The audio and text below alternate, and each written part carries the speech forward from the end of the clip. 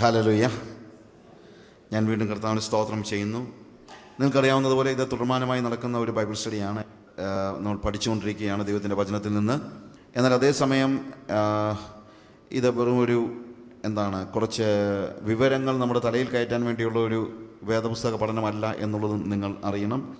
ഞാൻ പറഞ്ഞതുപോലെ ദൈവത്തിൻ്റെ വചനം നമ്മൾ ജീവനായി വ്യാപരിക്കേണ്ടത് ആവശ്യമാണ്. അത് ജീവനാകുന്നില്ലെങ്കിൽ പ്രത്യേകിച്ച് പ്രയോജനമൊന്നുമില്ല, നമ്മളിങ്ങനെ കേട്ടിട്ട് പോകുന്നു എന്നുള്ളതേ ഉള്ളൂ. നമുക്കൊരു രൂപാന്തരം ഉണ്ടാകുന്നതാണ് ഏറ്റവും അത്യാവശ്യമായിരിക്കുന്നത്. ആ രൂപാന്തരമാണ് മറ്റുള്ളവർ കാണേണ്ടത്. അങ്ങനെയാണ് എന്നിൽ വ്യാപരിക്കുന്ന ദൈവത്തിൻ്റെ ജീവൻ മറ്റുള്ളവരിലേക്ക് വ്യാപരിക്കുവാൻ തക്കവണ്ണം കാരണമായി ഭവിക്കുന്നത്. അതുകൊണ്ട് നമ്മളിപ്പോൾ യേശുക്രിസ്തുവിൻ്റെ ക്രൂശിലെ തിരുമൊഴികൾ എന്ന വിഷയമാണ് ഈ 3 ദിവസങ്ങളിലായിട്ട് നമ്മൾ പഠിക്കുന്നത്. ഫസ്റ്റ് സെഷൻ ഞാനൊരു ഇൻട്രൊഡക്ഷൻ എന്ന നിലയിൽ നമ്മുടെ ഇന്നത്തെ ആത്മീയ അവസ്ഥയെക്കുറിച്ചും എങ്ങനെ കർത്താവുമായിട്ട് നമ്മൾ നല്ലൊരു ബന്ധത്തിലേക്ക് വരണമെന്നോ നമ്മുടെ ആത്മ മണവാളൻ എന്നുള്ള തിരിച്ചറിവിലേക്ക് എങ്ങനെ നമ്മൾ വളരണം എന്നും പറയുകയുണ്ടായി. അതിന് കാരണം ഇന്നത്തെ സഭകളിൽ നമുക്ക് നഷ്ടപ്പെട്ടിരിക്കുന്നത് വാസ്തവത്തിൽ ഇങ്ങനെയുള്ള ഊഷ്മളമായ ഒരു ബന്ധമാണ്, കർത്താവുമായിട്ടുള്ള ഒരു ഊഷ്മളമായ ബന്ധം. എന്നുവെച്ചാൽ കർത്താവിനെ നമ്മളെല്ലാവരും സന്തോഷത്തോടുകൂടെ കർത്താവിനോട് പാടുന്നുണ്ട്, പ്രാർത്ഥിക്കുന്നുണ്ട്, ദൈവവചനം കേൾക്കുന്നുണ്ട്, ലോട്ട് ഓഫ് തിങ്സ്, നമ്മളെല്ലാ കാര്യങ്ങളും ചെയ്യുന്നുണ്ട്. എന്നാൽ അവൻ നമുക്ക് നമ്മുടെ ആത്മമണവാളനാണെന്നുള്ള തിരിച്ചറിവ് പല സമയത്തും, തിരിച്ചറിവ് എന്ന് പറയുമ്പോൾ അത് തലയിൽ അറിയുന്നതല്ല ഞാൻ ഉദ്ദേശിച്ചത്. ഒരു ഭാര്യ ഭർത്താവ്, നിൻ്റെ ഭർത്താവ് ആരാണെന്ന് ചോദിച്ചു കഴിഞ്ഞാൽ ആലോചിച്ചേച്ച് പറഞ്ഞാൽ അത് എന്തൊരു കഷ്ടമായിരിക്കും എന്ന് പറയുന്നത് പോലെ കർത്താവ് നമ്മുടെ ആരാണെന്നുള്ള ചോദ്യത്തിന്, അവൻ്റെ ആത്മമണവാളൻ, അവൻ്റെ എല്ലാമാണെന്ന് ഏത് ഉറക്കത്തിലും എണീറ്റ് പറയത്തക്ക രീതിയിൽ നമ്മുടെ ബീയിങ്ങിൻ്റെ ഒരു ഭാഗമായി കർത്താവ് മാറുന്നില്ലെങ്കിൽ നമ്മളുടെ ബന്ധം അർത്ഥശൂന്യമാണ് എന്ന് എനിക്ക് പറയേണ്ടി വരും. യേശുക്രിസ്തുവിൻ്റെ വാക്കുകൾ അതുല്യമാണ്. നമ്മൾ രാവിലെ കേട്ടതുപോലെ യേശുക്രിസ്തുവിൻ്റെ വാക്കുകൾ എല്ലാവർക്കും ഇഷ്ടമാണ്. പ്രത്യേകിച്ച് യേശുവിൻ്റെ വാക്കുകൾ ഇഷ്ടമാകുന്നത് എന്താണെന്ന് ചോദിച്ചാൽ അവൻ്റെ ഗിരിപ്രഭാഷണത്തിലെ വാക്കുകൾ മറ്റ് പല ആളുകളുടെയും വാക്കുകളിൽ നിന്ന് വ്യത്യസ്തമാണ്. ഓഫ് കോഴ്സ് യേശുവിൻ്റെ വാക്കുകൾ വ്യത്യസ്തമാണ്. എന്നാൽ യേശുവിൻ്റെ വാക്കുകളേക്കാൾ പ്രാധാന്യം അവൻ്റെ മരണത്തിനാണ് എന്ന് നമ്മൾ മനസ്സിലാക്കണം. യേശു മരിച്ചില്ലായിരുന്നുവെങ്കിൽ അവൻ്റെ വാക്കുകൾ കൊണ്ട് പ്രത്യേകിച്ച് കാര്യമൊന്നും ഉണ്ടാകത്തില്ല. ഒരു പക്ഷേ യേശു മരണം, ഞാനതുകൊണ്ടാണ് രാവിലെ പറഞ്ഞത്, യേശുവിനെ വ്യത്യസ്തനാക്കുന്നത് അവൻ്റെ വാക്കുകൾ മാത്രമല്ല, അവൻ്റെ വാക്കുകളെ അവൻ്റെ രക്തം കൊണ്ട് മുദ്രയിട്ടു എന്നുള്ളതാണ്. He was ready to die. അവൻ മരിക്കാൻ തയ്യാറായി എന്നുള്ളതാണ്. അവൻ മരിക്കാൻ തയ്യാറാവുന്നില്ലായിരുന്നെങ്കിൽ എന്ത് കഷ്ടമായിരുന്നേനെ, അവനൊരു വഞ്ചകനായി പോയേനെ എന്ന് തന്നെ എനിക്ക് പറയേണ്ടി വരും. കാരണം യേശുവിൻ്റെ വാക്കുകൾ അത് സത്യമാണെന്ന്, അവൻ്റെ ഉള്ളിൽ നിന്ന് പറഞ്ഞതാണെന്ന് തെളിയിച്ചത് അവൻ നമുക്ക് വേണ്ടി തൻ്റെ ജീവനെ കൊടുത്തുകൊണ്ടാണ്. അവൻ്റെ മരണം. വാക്കുകൾ എന്ന് പറയുമ്പോൾ പലതരത്തിലാണ് നമ്മുടെ വാക്കുകൾ. ശരിക്കും പറഞ്ഞു കഴിഞ്ഞാൽ നമ്മൾ ഉപയോഗിക്കുന്ന വാക്കുകളാണെങ്കിലും നമ്മൾ ചിലപ്പോൾ നമ്മളോട് തന്നെ സംസാരിക്കും. അതിന് നമ്മൾ പറയുന്നത് ആത്മഗതം എന്നാണ്. We speak to ourselves, soliloquy എന്ന് പറയും. ആത്മഗതം. നമ്മൾ ചിലപ്പോൾ രക്ഷപ്പെട്ടു എന്നൊക്കെ പറയുമ്പോഴത്തേക്ക് നമ്മൾ ആരോടും പറയുന്നതല്ല, നമ്മളോട് തന്നെ പറയുകയാണ്. അവിടെ നമ്മൾ കമ്മ്യൂണിക്കേറ്റ് ചെയ്യുന്നത് നമ്മളോട് തന്നെയാണ്. എന്നാൽ അതേസമയം വാക്കുകളുടെ രണ്ടാമത്തെ ഉപയോഗം എന്ന് പറയുന്നത് ആശയവിനിമയം നടത്താനാണ്. എനിക്ക് എന്തെങ്കിലും ഒരു കാര്യം മറ്റൊരാളോട് പറയണമെങ്കിൽ, എനിക്കൊരു കാര്യം ചെയ്ത് കിട്ടണമെങ്കിൽ ഞാൻ അദ്ദേഹത്തോട് അത് ചെയ്യുക എന്ന് ആവശ്യപ്പെടുന്നു, ആശയവിനിമയം നടത്തുന്നു. അല്ലെങ്കിൽ ഞാനിന്ന് ചെയ്തു തരാമെന്ന് പറയുന്നു. അപ്പോൾ ആത്മഗതമുണ്ട്, ആശയവിനിമയമുണ്ട്. എന്നാൽ ഈ ആശയവിനിമയം നമ്മുടെ തലയിൽ നിന്ന് വരുന്ന ഒരു കാര്യമാണ്. എന്നാൽ നമ്മുടെ ഹൃദയത്തിൻ്റെ വികാരങ്ങളെല്ലാം നമ്മുടെ ഹൃദയത്തിൻ്റെ ഉള്ളിൽ തിങ്ങി നിറയുമ്പോൾ അതിനും നമ്മൾ ഉപയോഗിക്കുന്നത് വാക്കുകളാണ്, അല്ലേ? നമ്മുടെ ഹൃദയത്തിൻ്റെ വികാരങ്ങൾ, അവിടെയാണ് നമ്മുടെ ആത്മപ്രകാശനം, നമ്മുടെ വികാര പ്രകടനങ്ങൾ അത് നടക്കുന്നതും എന്തു തന്നെയാണ്?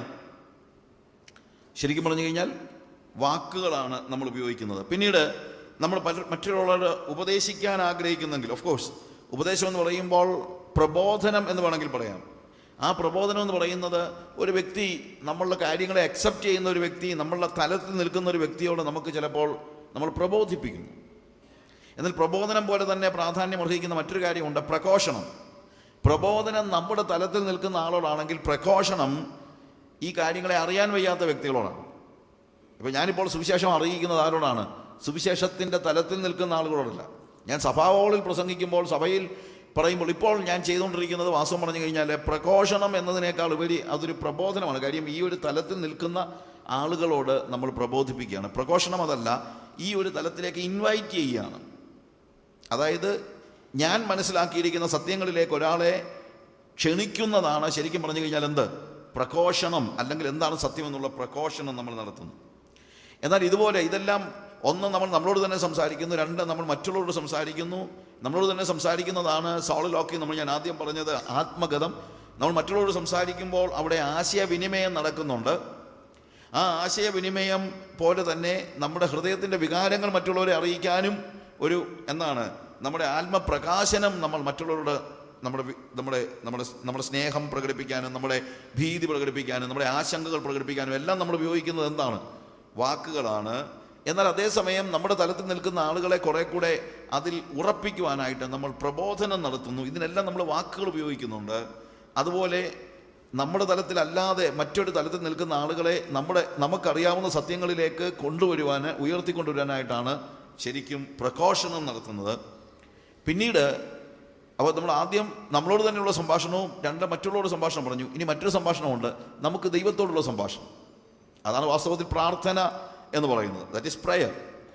ആ പ്രാർത്ഥന നമുക്ക് ദൈവത്തിൻ്റെ സന്നിധിയിലുള്ള ഹൃദയ പകർച്ചയാണ്. എൻ്റെ ഹൃദയത്തിൻ്റെ ഉള്ളിലുള്ള ചിന്തകളെയും മനോവ്യാപാരങ്ങളെയും എൻ്റെ വികാരങ്ങളെയും എൻ്റെ ഭീതിയെയും എല്ലാം നമ്മൾ ദൈവത്തോട് പറയുന്നതാണ് വാസ്തവത്തിൽ പ്രാർത്ഥന. പ്രാർത്ഥിക്കുമ്പോഴും നമ്മൾ എന്തോ സംഭവിക്കുന്നു? നമ്മൾ വാക്കുകളെ ഉപയോഗിക്കുന്നുണ്ട്. ഈ പ്രാർത്ഥനയിൽ ഒന്ന്, ഞാൻ എനിക്ക് വേണ്ടി പ്രാർത്ഥിക്കുന്നതും, രണ്ട്, ഞാൻ മറ്റുള്ളവർക്ക് വേണ്ടി പ്രാർത്ഥിക്കുന്നതുമാണ്. ഞാനിത് പറയാൻ കാര്യം എന്താണെന്ന് ചോദിച്ചു കഴിഞ്ഞാൽ, യേശുവിൻ്റെ ക്രൂശിലെ തിരുമൊഴികൾ പഠിച്ചു കഴിഞ്ഞാൽ, ശരിക്കും പറഞ്ഞു കഴിഞ്ഞാൽ അതിനകത്ത് ആത്മഗതവുമുണ്ട്, ആശയവിനിമയവുമുണ്ട്, പ്രാർത്ഥനയുമുണ്ട്. അതായത് ഒരു സ്വാഭാവിക മാനുഷിക ജീവിതത്തിൽ നമ്മൾ കടന്നു പോകുമ്പോൾ നമ്മൾ ഏതൊക്കെ നിലയിൽ വാക്കുകൾ ഉപയോഗിക്കുന്നോ അതിലേതാണ്ട് എല്ലാം തന്നെ ഈ യേശുവിൻ്റെ 7 തിരുമൊഴികളിൽ നമ്മൾ കാണുന്നുണ്ട് എന്നുള്ളത് ഒരു വളരെ നമുക്കത് പഠിക്കുമ്പോൾ നമുക്ക് മനസ്സിലാക്കാനായിട്ട് പറ്റും. അവിടെ നമ്മൾ ആദ്യം കാണുന്നത് ശരിക്കും പറഞ്ഞു കഴിഞ്ഞാൽ മറ്റുള്ളവർക്ക് വേണ്ടിയുള്ള ഒരു പ്രാർത്ഥനയാണ്, ഇല്ലേ? അതാണ് നമ്മൾ ആദ്യം എടുത്തിരിക്കുന്നത്. ലൂക്കോസിന്റെ സുവിശേഷം 23-ാം അധ്യായം 34-ാം വാക്യത്തിൽ, പിതാവേ, ഇവർ ചെയ്യുന്നത് എന്തെന്ന് അറിയായികയാൽ ഇവരോട് ക്ഷമിക്കണമേ. വാസ്തവത്തിൽ അത് പ്രാർത്ഥനയാണ്, ആത്മഗതമല്ല. എന്താണ്? പ്രാർത്ഥനയാണ്. ആ പ്രാർത്ഥന ആർക്ക് വേണ്ടിയുള്ളതാണ്? മറ്റുള്ളവർക്ക് വേണ്ടിയാണ്. ക്രൂശിൽ കിടക്കുന്ന യേശുവിൻ്റെ ആദ്യത്തെ വാക്ക് പോലും മറ്റുള്ളവർക്ക് വേണ്ടിയുള്ള പ്രാർത്ഥനയാണെന്ന് ഓർക്കുമ്പോൾ, മറ്റുള്ളവർക്ക് വേണ്ടി ദൈവസന്നിധിയിൽ നമ്മൾ പ്രാർത്ഥിക്കേണ്ടതിൻ്റെയും സമയം ചെലവഴിക്കേണ്ടതിൻ്റെയും ആവശ്യകത എത്ര കൂടുതലാണ് നിങ്ങൾ ഓർക്കണം. The first words, sayings of Jesus on the cross was a prayer for others. മറ്റുള്ളവർക്ക് വേണ്ടിയുള്ളൊരു പ്രാർത്ഥനയായിരുന്നു യേശുക്രിസ്തുവിൻ്റെ ക്രൂശിൽ കിടക്കുമ്പോൾ അവൻ നടത്തുന്ന ആദ്യത്തെ കാര്യം. രണ്ടാമത് ലൂക്കോസ് സുവിശേഷം തന്നെ 23-ാം അധ്യായം 43-ാം വാക്യത്തിൽ അവൻ്റെ കൂടെ ക്രൂശിക്കപ്പെട്ടതിനായ കള്ളനോട് പറയുകയാണ്, ഇന്ന് നീ എന്നോട് കൂടെ പറുദീസയിലിരിക്കും. ശരിക്കും പറഞ്ഞു കഴിഞ്ഞാൽ ഒരു അഷ്വറൻസ് അവന് കൊടുക്കുകയാണ്, ഉറപ്പ് കൊടുക്കുകയാണ്, ആശയവിനിമയം നടത്തുകയാണ്. അല്ലെങ്കിൽ ആശയവിനിമയത്തെക്കാൾ ഉപരിയായിട്ട് അവന് ഒരു കൗൺസിലിംഗ് കൊടുക്കുകയാണ്, ആശ്വാസം കൊടുക്കുകയാണ്. മൂന്നാമത് നമ്മൾ കാണുന്നത് യോഹന്നാന്റെ സുവിശേഷം 19-ാം അധ്യായത്തിൻ്റെ 25 മുതൽ 27 വരെയുള്ള വാക്യങ്ങൾ വായിക്കുമ്പോൾ, യോഹന്നാനെ കാണിച്ചുകൊണ്ട് യേശു മറിയോട് പറയുന്നു, സ്ത്രീയെ, ഇതാ നിന്റെ മകൻ. എന്നിട്ട് യോഹന്നാനോട് പറയുന്നു, ഇതാ നിന്റെ അമ്മ. അവിടെ ശരിക്കും ആശയവിനിമയത്തെക്കാൾ ഉപരി ഒരു പ്രബോധനവും കൂടെയാണ്. എന്തുകൊണ്ട് പ്രബോധനം? ഇതാ നിന്റെ മകൻ എന്ന് അമ്മയോടും അല്ലെങ്കിൽ മറിയയോടും യോഹന്നാനോട് ഇതാ നിന്റെ അമ്മയെന്ന് പറയുമ്പോൾ ശരിക്കും പറഞ്ഞു കഴിഞ്ഞാൽ ഒരു പ്രബോധനമാണത്. കാരണം യോഹന്നാനെ വലിയൊരു ഉത്തരവാദിത്വം ഏൽപ്പിക്കുകയാണ്. എന്ത്? സ്വന്തം അമ്മയെ പരിരക്ഷിക്കുവാനുള്ള ചുമതല യോഹന്നാനെ ഭരമേൽപ്പിക്കുകയാണ്. അവിടെ ഒരു പ്രബോധനമുണ്ട് എന്നുള്ളത് നിങ്ങൾ മറന്നു പോകരുത്. അടുത്തത് നമ്മൾ കാണുന്നത്, എൻ്റെ ദൈവമേ, എൻ്റെ ദൈവമേ, നീ എന്നെ, മത്തായിയുടെ സുവിശേഷം 27:46, എൻ്റെ ദൈവമേ, നീ എന്നെ കൈവിട്ടത് എന്ത് എന്ന് തൻ്റെ ഹൃദയവികാരങ്ങളെ ദൈവത്തോട് അറിയിക്കുകയാണ്. ശരിക്കും പറഞ്ഞു കഴിഞ്ഞാൽ അത് ഒരു ആത്മഗതത്തിൻ്റെ ബഹിർസ്ഫുരണമാണ്. ഇതാരെയും കേൾപ്പിക്കാൻ വേണ്ടി പറയുന്നതല്ല. എന്താണ്?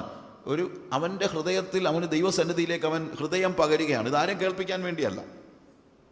എന്നാൽ അടുത്തത് അവൻ പറയുന്ന യോഹന്നാന്റെ സുവിശേഷം 19:28, എനിക്ക് ദാഹിക്കുന്നു. അത് ആത്മഗതമാണോ എന്ന് ചോദിച്ചാലാകാം. പക്ഷേ അതേസമയം അതൊരു മറ്റുള്ളവരോട് ഉള്ള ഒരു കമ്മ്യൂണിക്കേഷൻ എന്ന നിലയിലും വരാം. അതിൽ ഏറ്റവും കൂടുതൽ അവൻ പറയുന്നത് സകലതും നിവൃത്തിയായി. അത് അവൻ്റെ ഒരു പ്രഖ്യാപനമാണ്, ഒരു പ്രഘോഷണവുമാണ്. അതായത് അവൻ ചെയ്തു തീർക്കേണ്ടതായ സകല കാര്യങ്ങളും ചെയ്തു തീർത്തു എന്ന് അവൻ ലോകത്തോട് പ്രഖ്യാപിക്കുകയാണ് വാസ്തവത്തിൽ. പിന്നീട് നമ്മൾ കാണുന്നത്, പിതാവേ എൻ്റെ ആത്മാവിനെ ഞാൻ തൃക്കരങ്ങളിൽ ഫലമേൽപ്പിക്കുന്നു. ലൂക്കോസിന്റെ സുവിശേഷം 23:46. ഇതാണ് നമ്മൾ 7 യേശുക്രിസ്തുവിൻ്റെ തിരുമൊഴികൾ കാൽവറി ക്രൂശിൽ നമ്മൾ കാണുന്നതായ കാര്യം. ഇവിടെ നമ്മൾ രാവിലെ പഠിച്ചുകൊണ്ടിരുന്നതായ ഒരു കാര്യമുണ്ട്. എന്തുകൊണ്ട് യേശു കർത്താവ് അല്ലെങ്കിൽ യേശു ക്രിസ്തുവിൻ്റെ ക്രൂശ് എങ്ങനെ ഔട്ട്സ്റ്റാൻഡ് ചെയ്യുന്നു മറ്റ് ക്രൂശുകളിൽ നിന്ന്. നമ്മൾ കാൽവറിയിൽ കാണുന്നത് 3 ക്രൂശുകളാണ്. ഒരു ക്രൂശ് മാത്രമല്ല നമ്മൾ കാണുന്നത്. എന്താണ്? 3 ക്രൂശുകൾ നമ്മൾ കാണുന്നുണ്ട്. അതിൽ യേശുവിനെ നടുക്കും ദുഷ്പ്രവർത്തിക്കാരായ 2 പേരെ 2 ഇടത്തും വലത്തുമായി ക്രൂശിച്ചു നമ്മൾ കാണുന്നത്. ഇതിനകത്ത് യേശുവിൻ്റെ ക്രൂശ് എന്തുകൊണ്ട് മറ്റ് 2 ക്രൂശുകളിൽ നിന്ന് എഴുന്നു നിൽക്കുന്നു, ഔട്ട്സ്റ്റാൻഡ് ചെയ്യുന്നു? മറ്റുള്ളവരുടെ മരണം പോലെയല്ല യേശുവിൻ്റെ മരണം. ഞാൻ രാവിലെ പറഞ്ഞല്ലോ, യേശുവിൻ്റെ മരണം ഒരു കൊലപാതകമല്ല, യേശുവിൻ്റെ മരണം ഒരു രക്തസാക്ഷിത്വവുമല്ല. യേശുവിൻ്റെ മരണം ഒരു പകരം മരണമാണ്.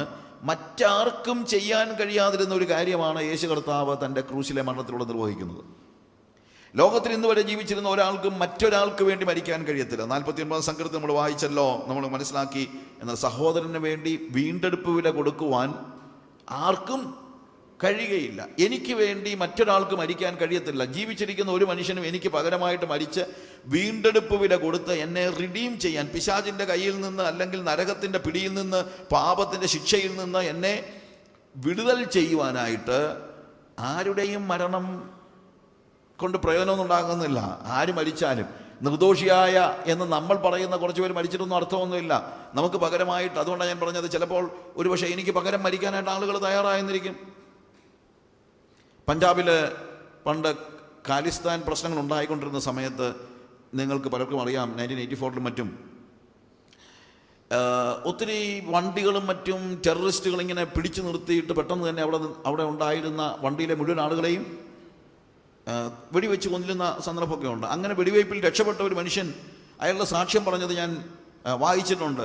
അതിങ്ങനെയാണ്, അദ്ദേഹം പറയാണ്, പെട്ടെന്ന് വണ്ടിയുടെ മുമ്പിൽ തീവ്രവാദികൾ പെട്ടെന്ന് ചാടി വീണു കഴിഞ്ഞിട്ട് അവർ വണ്ടിയിലേക്ക് ഇടിച്ചു കയറി. പിന്നെ ആകെ ഞാൻ വെടിയൊച്ച മാത്രമേ കേട്ടുള്ളൂ, സ്റ്റെൻഗണ്ണിൻ്റെ വെടിയൊച്ച. പെട്ടെന്ന് ആരോ എന്നെ തള്ളി താഴേക്ക് ഇട്ടു, എൻ്റെ മുകളിലേക്ക് അയാൾ വീഴുന്നത് ഞാൻ കണ്ടു. വെടിയൊച്ചയെല്ലാം അവസാനിച്ച് എല്ലാവരും ഇറങ്ങിപ്പോയി. ഞാൻ എൻ്റെ മുകളിൽ വീണ് കിടന്ന ആളെ തള്ളി മാറ്റി എഴുന്നേറ്റ് നോക്കി, ആ വ്യക്തി മരിച്ചിരുന്നു. എന്നിട്ട് അദ്ദേഹം പറയാണ്, അതെൻ്റെ ഭാര്യയായിരുന്നു. നടന്ന സംഭവമാണ്. അതായത് ആളുകൾ വെടിവെച്ചുകൊണ്ടിരുന്ന സമയത്ത് ഈ മിലിറ്റൻസിൻ്റെ വെടിയേൽക്കാതെ തൻ്റെ ഭർത്താവിനെ സംരക്ഷിക്കേണ്ടതിന് വേണ്ടി സ്വയം വെടിയേറ്റ ഒരു സ്ത്രീയെയാണ് നമ്മളിവിടെ കാണുന്നത്. She was ready to die for her husband.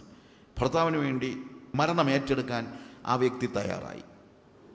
അതുകൊണ്ട് ഭൂമിയിൽ അദ്ദേഹത്തിന് ജീവിക്കാൻ കുറച്ച് അവസരം കിട്ടിയായിരിക്കാം.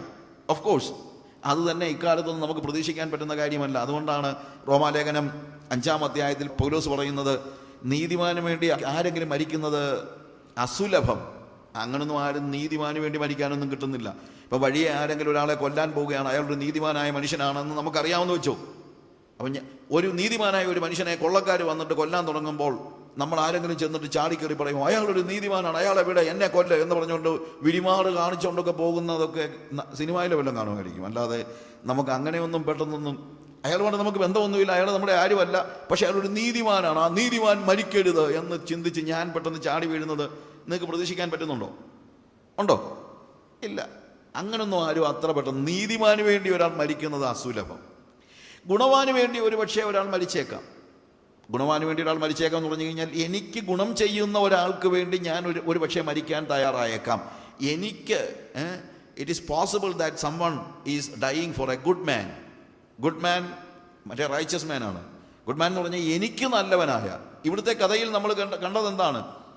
ഭർത്താവ് ഗുണവാനായതുകൊണ്ട് അഥവാ അവൾക്ക് എന്താണ്, she was close to that man and of course the relation, ആ ബന്ധം കൊണ്ട് എന്താ സംഭവിക്കുന്നത്? ആ ഭർത്താവിന് വേണ്ടി മരിക്കാൻ അവൾ തയ്യാറാകുന്നു. പക്ഷേ ക്രിസ്തു മരിച്ചത് അങ്ങനെയുമല്ല. ക്രിസ്തുവോ നാം പാപികളായിരിക്കുമ്പോൾ തന്നെ നമുക്ക് വേണ്ടി മരിച്ചതുകൊണ്ട് ദൈവത്തിന് നമ്മോടുള്ള സ്നേഹം പ്രകടമായിരിക്കുന്നു, അല്ലെങ്കിൽ മാനിഫെസ്റ്റ് ചെയ്യപ്പെട്ടിരിക്കുന്നു. അവിടെയാണ് നമ്മൾ ഈ വ്യത്യാസം മനസ്സിലാക്കേണ്ടത്. യേശുവിൻ്റെ ക്രൂശ് മരണത്തിൻ്റെ പ്രത്യേകത നമ്മൾ അവിടെയാണ് മനസ്സിലാക്കുന്നത്. നമ്മൾ നീതിമാന്മാരായതുകൊണ്ടല്ല യേശു നമുക്ക് പകരം മരിച്ചത്, നമ്മൾ യേശുവിന് ഗുണം ചെയ്തതുകൊണ്ടുമല്ല. പ്രത്യുത നമ്മൾ യേശുവിന് വിരോധമായിരിക്കുന്ന സമയത്ത് അവൻ നമുക്ക് വേണ്ടി മരിച്ചതുകൊണ്ട് ദൈവത്തിന് നമ്മോടുള്ള സ്നേഹം പ്രദർശിപ്പിച്ചിരിക്കുന്നു. ഇവിടെയാണ് കാൽവറി ക്രൂശിൻ്റെ പ്രത്യേകത. കാൽവറി ക്രൂശിൽ യേശു മരിക്കുന്നത് നീതിമാന്മാരായ കുറേ ആളുകൾക്ക് വേണ്ടിയല്ല. അതാണ് വാസ്തവത്തിൽ മറ്റ് മതങ്ങളും യേശു ക്രിസ്തുവിൻ്റെ ജീവിതവും തമ്മിലുള്ള വ്യത്യാസം. നമ്മൾ മറ്റ് മതങ്ങളിലൊക്കെ നമുക്കറിയാമല്ലോ, പൗരസ്ത്യ മതങ്ങളിലെല്ലാം പലപ്പോഴും അവതാരങ്ങളെക്കുറിച്ചൊക്കെ പറയാറുണ്ട്. അങ്ങനെ അവതാരങ്ങളൊക്കെ വരുന്നത് എന്തിനാണെന്ന് ചോദിച്ചാൽ, ദുഷ്ടന്മാരുടെ എണ്ണം അധികരിക്കുകയും ശിഷ്ടന്മാരുടെ എണ്ണം കുറയുകയും, അങ്ങനെ ഭൂമിക്ക് മനുഷ്യൻ്റെ ദുഷ്ടത താങ്ങാൻ കഴിയാതെ വരുമ്പോൾ, ഭൂമി നിലവിളിക്കുമ്പോൾ ദൈവങ്ങൾ ഇറങ്ങി വരുമെന്നാണ് പറയുന്നത് അവതാരങ്ങളായി. എന്തിനു വേണ്ടി? ദുഷ്ടന്മാരെ നിഗ്രഹിക്കുകയും ശിഷ്ടന്മാരായ ആളുകളെ സംരക്ഷിക്കുകയും ചെയ്യുവാനായി അവതാരങ്ങൾ ഇറങ്ങി വരും. പക്ഷേ യേശു വന്നത് അതിനു വേണ്ടിയല്ല. ഞാൻ പലപ്പോഴും ആലോചിച്ചു, അങ്ങനെ ഒരു 10 അവതാരങ്ങളാണുള്ളത്, അതിനൊരു 25 അവതാരം വന്നാൽ എനിക്ക് ഗുണമൊന്നുമില്ല. കാരണം എന്ന് ചോദിച്ചു കഴിഞ്ഞാൽ, ഞാൻ അത്ര നല്ലവനൊന്നും അല്ലെന്നുള്ളത് എനിക്കല്ലേ അറിയത്തുള്ളൂ. അപ്പോൾ അതുകൊണ്ട് ഇനിയൊരു അവതാരം വന്നാലും എൻ്റെ ജീവിതത്തിൽ എനിക്ക് പ്രയോജനമൊന്നും ഉണ്ടാകത്തില്ലെന്ന് 100% എനിക്ക് ഉറപ്പുണ്ട്.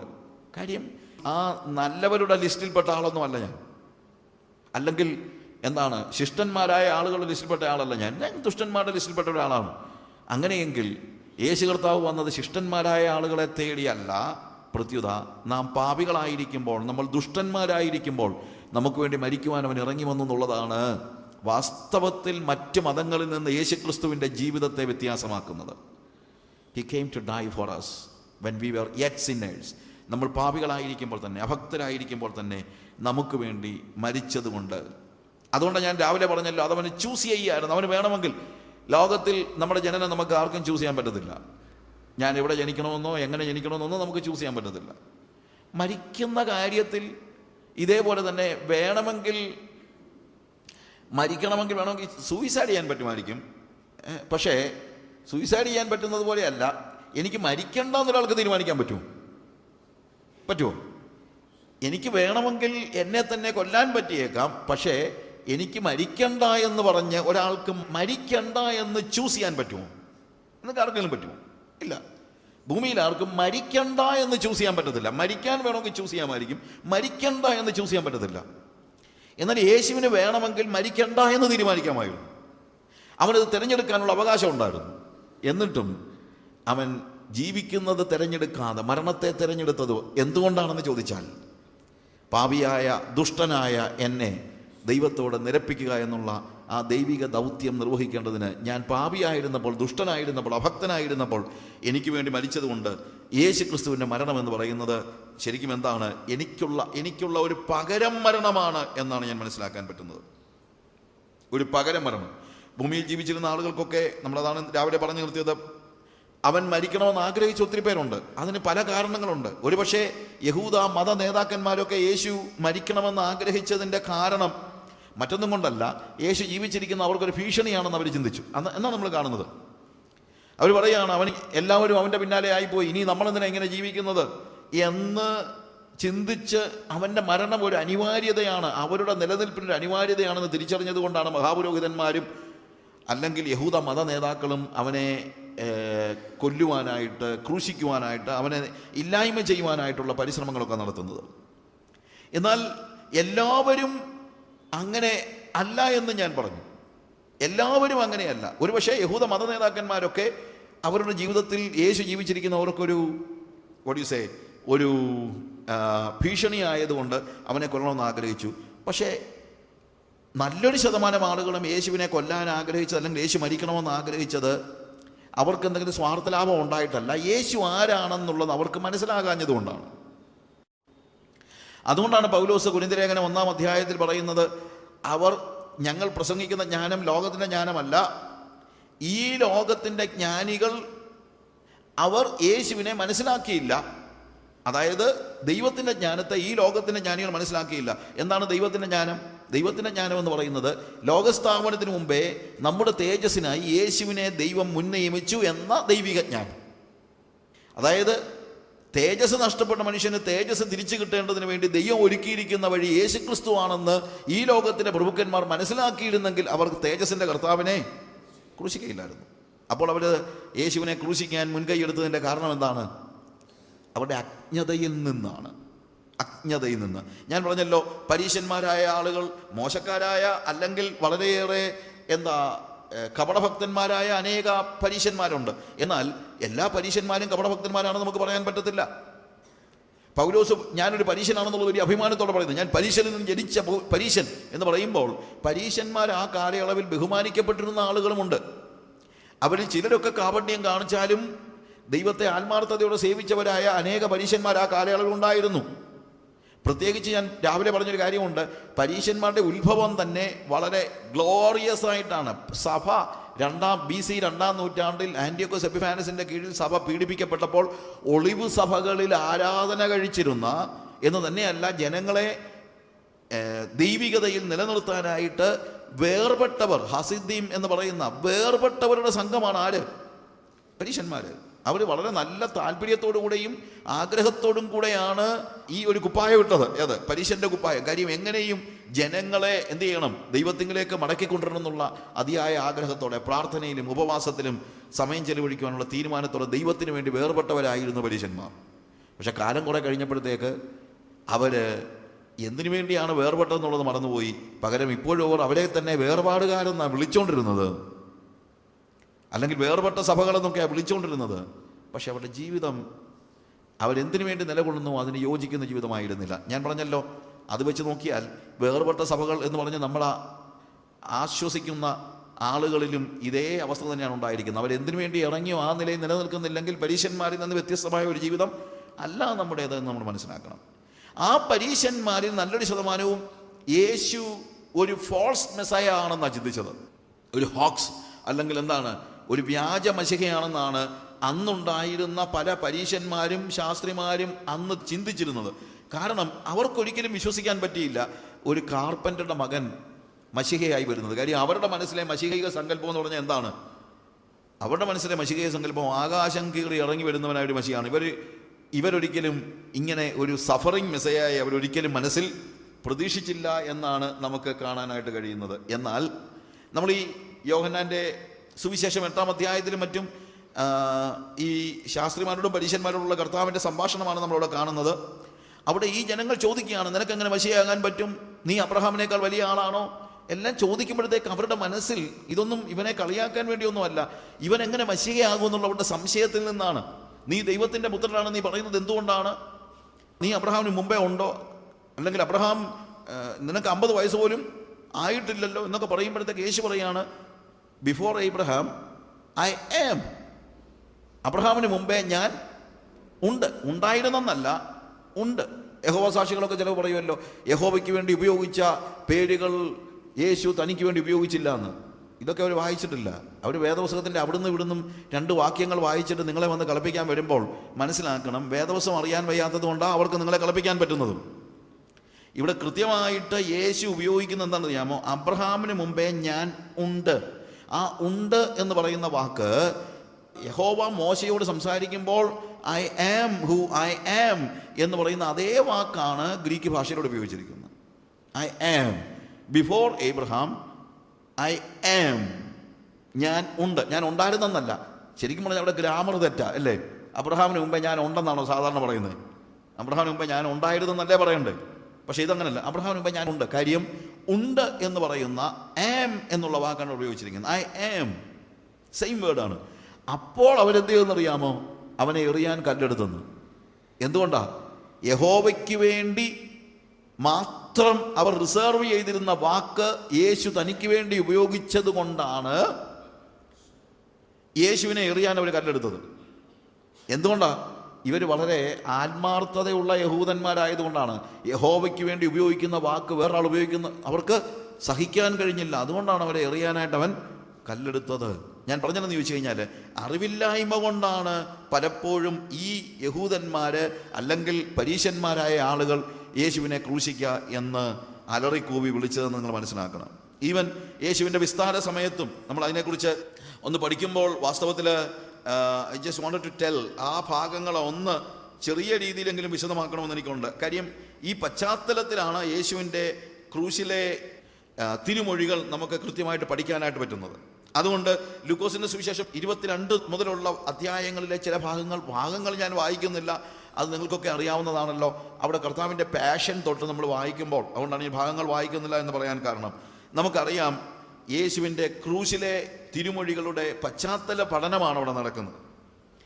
22-ാം അധ്യായത്തിൽ ആദ്യം നമ്മൾ കാണുന്നത് ചാപ്റ്റർ 22-ൽ നമ്മൾ യേശു കർത്താവ് നടത്തുന്ന തിരുവത്താഴം എന്ന് നമ്മൾ പറയുമ്പോൾ തിരുവത്താഴം, അതിനെക്കുറിച്ചാണ് നമ്മൾ ആദ്യം വിവരിച്ച് കാണുന്നത്. ആദ്യം മുതലുള്ള ഭാഗങ്ങൾ വായിക്കുമ്പോഴത്തേക്ക് ഹോളി കമ്മ്യൂണിയൻ അല്ലെങ്കിൽ പെസഹായുടെ ആചരണത്തിന് ശേഷം, പെസഹ ആചരിച്ചതിന് ശേഷം യേശു തൻ്റെ ശിഷ്യന്മാരുമായി പെസഹ ആചരിക്കുന്നു. അതോടുകൂടി എന്ത് ചെയ്യുന്നു?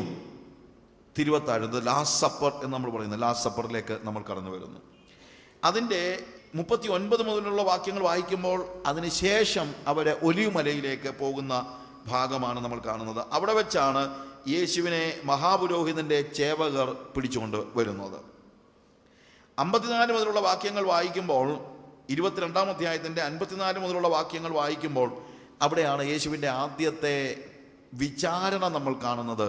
അത് മഹാപുരോഹിതൻ്റെ ഭവനത്തിൽ രാത്രിയിലുണ്ടായ വിചാരണ. അവിടെ വെച്ചാണ് പത്രോസിൻ്റെ തള്ളിപ്പറച്ചിലും മറ്റും നടക്കുന്നത്. ഓക്കെ. എന്നാൽ അതിൻ്റെ 66-ാം വാക്യത്തിൽ നേരം വെളുത്തു കഴിഞ്ഞപ്പോൾ അവിടെ ഉണ്ടായിരുന്ന ആളുകളെ എല്ലാം കൂടെ അവൈലബിൾ പി ബി എന്നൊക്കെ നമ്മൾ പാർട്ടിയിൽ പറയുമല്ലോ, എന്ന് പറയുന്നത് പോലെ ഒരു അവൈലബിൾ പി ബി എന്ന് വെച്ചാൽ അവിടെ ഉണ്ടായിരുന്ന നേതാക്കന്മാരെല്ലാം കൂടെ കൂടി യേശുവിനെ ഒന്ന് വിസ്തരിച്ചു. പക്ഷേ പിറ്റേ ദിവസം ഫുൾ കോറമുള്ള പി ബിക്ക് വേണ്ടി അവർ നോക്കിയിരിക്കുകയാണ്. നേരം വെളുത്തപ്പോൾ, 66 മുതലുള്ള വാക്യങ്ങൾ, നേരം വെളുത്തു കഴിഞ്ഞിട്ട് യേശുവിനെ പിന്നെയും അവരെന്ത് ചെയ്യുന്നു? വിസ്തരിക്കുകയാണ്.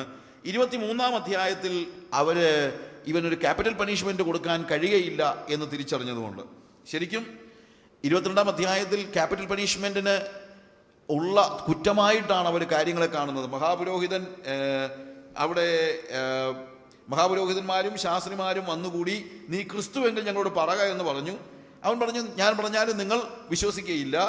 എന്നാൽ ഇന്നു മുതൽ മനുഷ്യപുത്രൻ ദൈവ ശക്തിയുടെ വലത്തുഭാഗത്ത് ഇരിക്കും എന്ന് പറഞ്ഞു. വലത്തുഭാഗത്ത് എന്ന വാക്ക് യേശു ഉപയോഗിക്കുമ്പോൾ I will be equal with the father എന്നുള്ള വാക്യമാണ് ഉപയോഗിച്ചത്. വലത്തുഭാഗത്തിരിക്കുക എന്ന് പറയുമ്പോൾ യഹൂദന് പെട്ടെന്ന് മനസ്സിലാകുന്ന ഒരു ഭാഷയാണ്. I M equal with my father എന്നുള്ള അർത്ഥമാണ്. ഞാൻ പിതാവിനോട് തുല്യനായിരിക്കും എന്നാണ് പറയുന്നത്. തുല്യനായിരിക്കും. അപ്പോൾ നീ ക്രിസ്തു തന്നെയോ എന്ന് എല്ലാവരും ചോദിച്ചു, നിങ്ങൾ പറയുന്നത് ശരി, ഞാൻ ആകുന്നു എന്ന് അവൻ പറഞ്ഞു. അപ്പോൾ അവർ, ഇനി സാക്ഷ്യം കൊണ്ട് നമുക്ക് എന്താവശ്യം, നാം തന്നെ അവൻ്റെ വായിൽ നിന്ന് വാമൊഴി കേട്ടുവല്ലോ എന്ന് പറഞ്ഞു. നോക്ക്, ഞാൻ ക്രിസ്തുവാണെന്ന് അവൻ ഏറ്റു പറഞ്ഞു കഴിഞ്ഞപ്പോൾ ഇനിയിപ്പോൾ ഇവനെ കൊല്ലാൻ നമുക്ക് ബുദ്ധിമുട്ടൊന്നുമില്ല. കാര്യം എന്താണ്? ഇവന് മരണകരമായ കുറ്റം ചെയ്തിരിക്കുന്നു. എന്ത് ചെയ്തു? അവൻ തന്നെ ദൈവത്തോട് തുല്യനാക്കി തീർത്തു. ഇനി ഇവനെ കൊല്ലാം. പക്ഷേ റോമൻ ഗവൺമെന്റ് ഭരിക്കുന്നത് കൊണ്ട് ആരെയെങ്കിലും പിടിച്ചുകൊണ്ടുപോയി പെട്ടെന്ന് കൊല്ലാനായിട്ട് അവർക്ക് കഴിയാത്ത ഒരു സാഹചര്യം, പ്രത്യേകിച്ച് യെരുശലേമിൽ ഇറ്റ് വാസ് ഡിഫിക്കൽട്ട്. നടക്കത്തില്ലെന്നൊന്നുമല്ല, ഒരു മോബ് എന്ന നിലയിൽ അവർക്ക് വേണമെങ്കിൽ ചെയ്യാം. പക്ഷേ ഇതിനൊരു നിയമസാധുത വരുത്തേണ്ടതിന് ഇവനെ പിലാത്തോസിന്റെ അടുക്കൽ കൊണ്ടുപോകുന്നതാണ് നമ്മൾ അടുത്തതായിട്ട് കാണുന്നത്. 23-ലെ 1 മുതലുള്ള വാക്യങ്ങൾ. അവിടെ ചെന്നപ്പോൾ പിലാത്തോസ് മനസ്സിലാക്കി ഇവനിൽ യാതൊരു കുറ്റവും ഇല്ല. അതുകൊണ്ട് സംസാരത്തിനിടയ്ക്ക് ഇവൻ ഗലീലയിൽ നിന്നുള്ളവനാണെന്ന് മനസ്സിലായപ്പോൾ, ആ ഗലീല ഭരിക്കുന്നത് ഹേരോദാവായതുകൊണ്ട് എന്നാൽ പിന്നെ ഹേരോദാവിൻ്റെ അടുത്തേക്ക് ഇവനെ പറഞ്ഞു വിടാമെന്ന് ചിന്തിച്ചു. അങ്ങനെ ഹേരോദാവിൻ്റെ അടുക്കൽ അവൻ ചെല്ലുന്നു. അവിടെ വെച്ച് ഹേരോദാവ് പ്രതീക്ഷിക്കുന്നത് ഇവനിൽ നിന്ന് വല്ല അത്ഭുതവും കാണാൻ പറ്റും. ഒരു മജീഷ്യൻ എന്ന നിലയിലാണ് ഹേരോദാവ് യേശുവിനെ കാണുന്നത്. അങ്ങനെ മാജിക് ഒന്നും കാണാൻ കഴിയാഞ്ഞതുകൊണ്ട് പിന്നെയും പീലാത്തോസിൻ്റെ അടുത്ത് പറഞ്ഞു വിട്ടു. 11 മുതലുള്ള വാക്യങ്ങൾ പീലാത്തോസിൻ്റെ അടുത്ത് വീണ്ടും മടക്കി അയക്കുന്നു. അതിനുശേഷം ശിക്ഷ വിധിക്കപ്പെടുന്നതാണ് നമ്മൾ കാണുന്നത്. പിന്നെ 26 മുതലുള്ള വാക്യങ്ങൾ വായിക്കുമ്പോൾ ക്രൂശുമായുള്ള യാത്രയാണ് നമ്മൾ കാണുന്നത്. ഞാൻ ഈ ഭാഗങ്ങളൊന്ന് പറയുന്നത് എന്താണെന്ന് ചോദിച്ചു കഴിഞ്ഞാൽ, ഈ പശ്ചാത്തലം ഒന്ന് ഗ്രഹിക്കാൻ വേണ്ടി ജസ്റ്റ് ഒന്ന് ഓടിച്ചു പറയുകയാണ്. അവിടെ ക്രൂശുമായി യാത്ര ചെയ്യുമ്പോൾ നമ്മൾ ശിമോനെ കാണുന്നു. അവൻ്റെ ക്രൂശ് ചുമപ്പാൻ അവനെ നിർബന്ധിച്ചു. മറ്റൊന്നും കൊണ്ടല്ല, ഒന്നുകൂടെ 40 അടി വാങ്ങിച്ചതിന് ശേഷം, ചാട്ടവാറ് കൊണ്ടുള്ള 39 അടി ഏറ്റതിന് ശേഷം യേശുവിനൊരു പക്ഷേ ക്രൂശുമായി യാത്ര ചെയ്യാനായിട്ടുള്ള ശാരീരികമായി ഒരു പക്ഷേ അവർക്കൊരു പേടിയുണ്ടായി, അവൻ അതിന് ക്രൂശിക്കപ്പെടുന്നതിന് മുമ്പേ തന്നെ മരിച്ചു പോയാലോ എന്നുള്ള ഒരു പേടിയുണ്ടായി. കാര്യം അത്രയ്ക്കും ക്ഷീണിതനായി യേശു മുന്നോട്ട് പോവുകയാണ്. എന്നാൽ യഹൂദന്മാരുടെ നിയമം അനുസരിച്ച് ക്രൂശിക്കപ്പെടുവാൻ തീരുമാനമെടുത്താൽ, അല്ലെങ്കിൽ നിയമപരമായി ഒരാളെ ക്രൂശിക്കാനായിട്ട് ഒരു പ്രൊനൗൺസ് ചെയ്താൽ, അല്ലെങ്കിൽ ഡെത്ത് സെൻറ്റൻസ് പ്രൊനൗൺസ് ചെയ്താൽ, മരണശിക്ഷയ്ക്ക് ഒരുത്തൻ വിധിക്കപ്പെട്ട് കഴിഞ്ഞാൽ ആ വിധി എവിടെ വെച്ച് പ്രഖ്യാപിക്കുന്നു അവിടെ മുതൽ വിധി നടപ്പാക്കപ്പെടുന്ന സ്ഥലം വരെ ഇവനെ ക്രൂശിക്കാനുള്ള ക്രൂശ് എടുത്തുകൊണ്ട് നടക്കുക എന്നുള്ളത് ക്രൂശിക്കപ്പെടുവാൻ വിധിക്കപ്പെട്ടവൻ്റെ ചുമതലയാണ്. വേറെ ആരും എടുക്കാൻ പറ്റത്തില്ല. വേറെ ആരും എടുക്കാൻ പറ്റത്തില്ല എന്നല്ല, വേറെ ആരും എടുക്കാൻ വരത്തുമില്ല. അത് ക്രൂശിൻ്റെ ഭാരം കൊണ്ട് മാത്രമല്ല. കാരണം ക്രൂശെടുക്കപ്പെടുന്ന ഒരു വ്യക്തിയെ കാണുമ്പോൾ തന്നെ നമുക്കറിയാം ഇവനൊരു രാജ്യാന്തര അല്ലെങ്കിൽ രാജ്യത്തെ വിറപ്പിക്കുന്ന ഒരു കുറ്റവാളിയാണെന്നും, അവനൊരു കുറ്റവാളി ആയതുകൊണ്ട് മരണശിക്ഷയ്ക്ക് വിധിക്കപ്പെട്ടെന്നും, ഇനി ചില മണിക്കൂറുകൾ മാത്രമേ ഇവന് ജീവനുള്ളൂ എന്നുള്ളതും അറിയാവുന്നത് കൊണ്ട് ആരോഗ്യമുള്ളവരാണെങ്കിലും ഇവൻ്റെ ക്രൂശെടുക്കാനായിട്ട് ഞാൻ പലപ്പോഴും ആലോചിച്ചിട്ടുണ്ട്. അന്നേരവും എത്രയോ ആളുകൾ ഇവൻ്റെ പിന്നാലെ ഉണ്ട്. ഒരു പക്ഷേ സഹാനുഭൂതി കൊണ്ടെങ്കിലും ഒരുത്തൻ എന്തുകൊണ്ട് യേശുവിൻ്റെ ക്രൂശെടുക്കാൻ തയ്യാറാകുന്നില്ല? അത് തന്നെയല്ല ശിമോനെ ഇത്രയ്ക്ക് നിർബന്ധിക്കേണ്ട കാര്യം എന്താണ് നമ്മൾ പലപ്പോഴും സംശയം ഉണ്ടാകാം.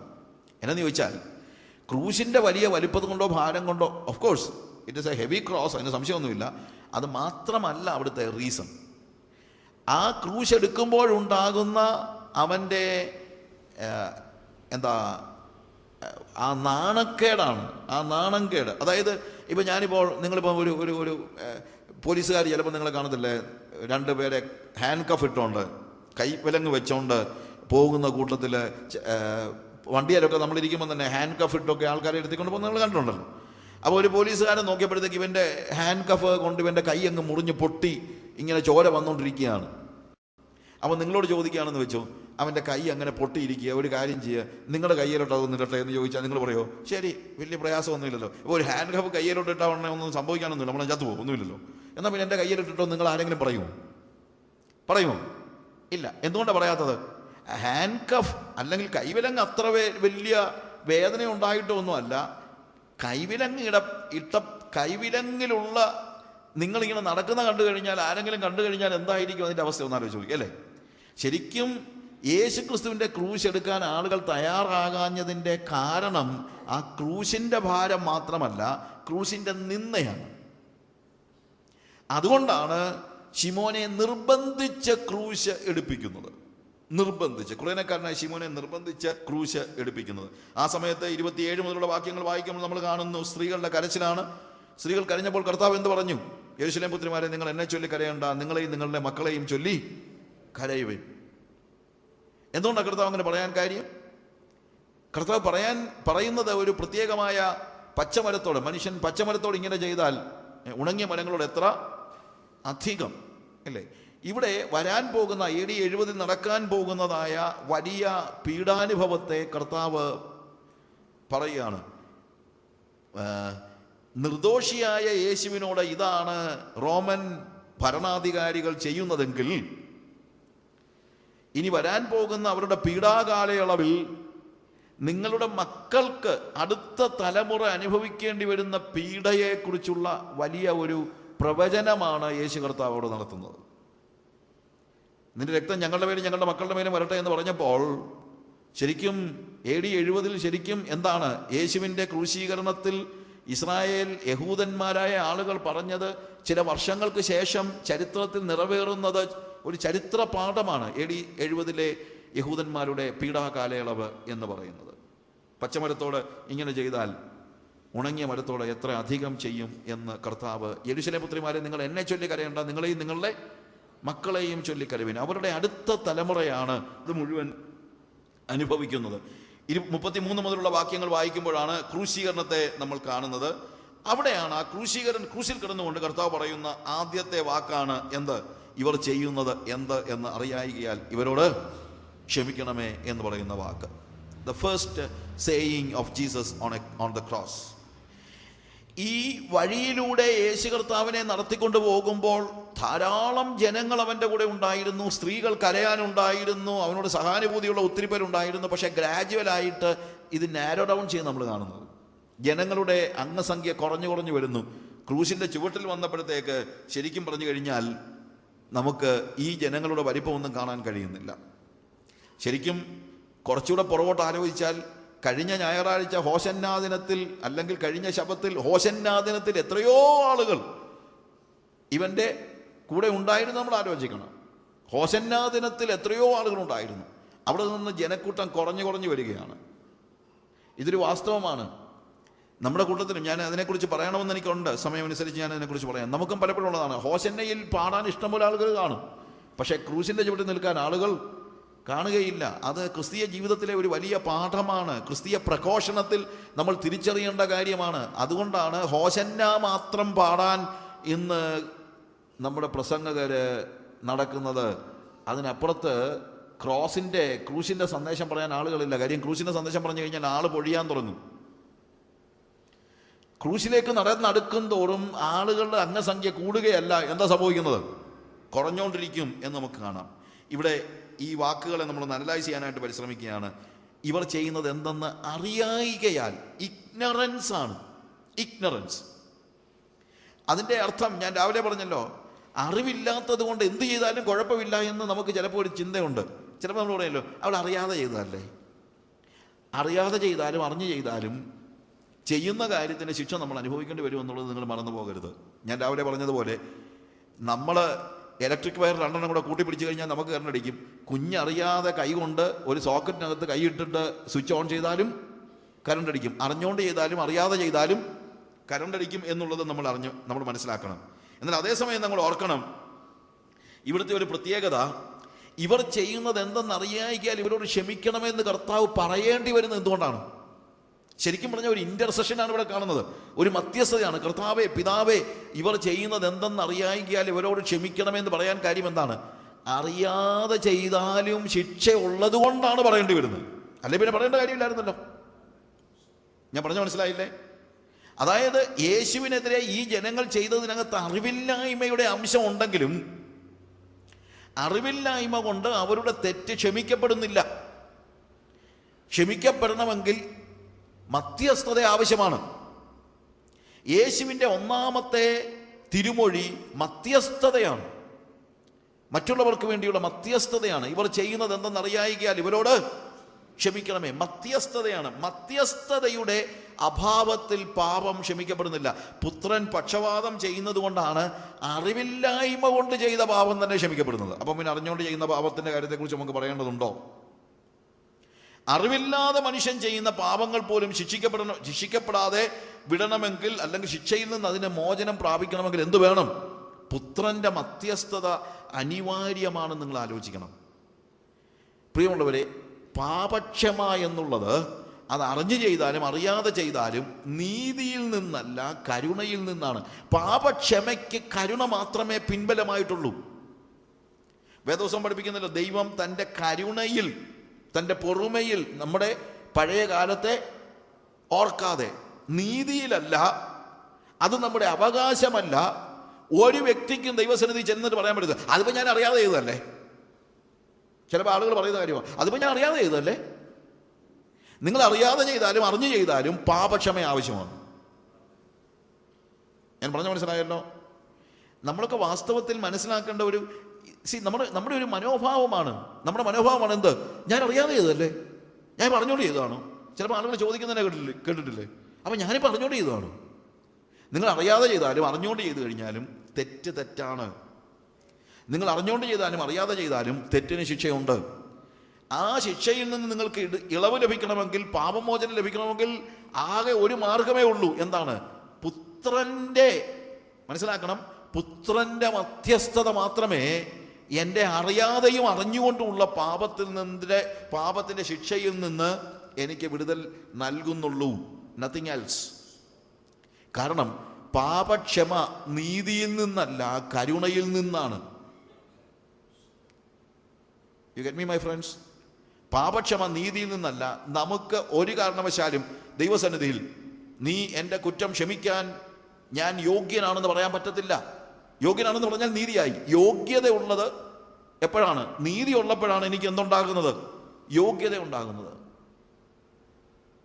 അതുകൊണ്ട് ഏത് പാപവും ഏത് തെറ്റും അറിഞ്ഞുകൊണ്ട് ചെയ്താലും അറിയാതെ ചെയ്താലും യേശുക്രിസ്തുവിൻ്റെ മധ്യസ്ഥതയിലൂടെ അല്ലാതെ ലോകത്തിൽ ഒരു മനുഷ്യൻ്റെയും പാപങ്ങൾ, അറിഞ്ഞോ അറിയാതെയോ ചെയ്യുന്ന പാപങ്ങൾ ക്ഷമിക്കപ്പെടുന്നില്ല.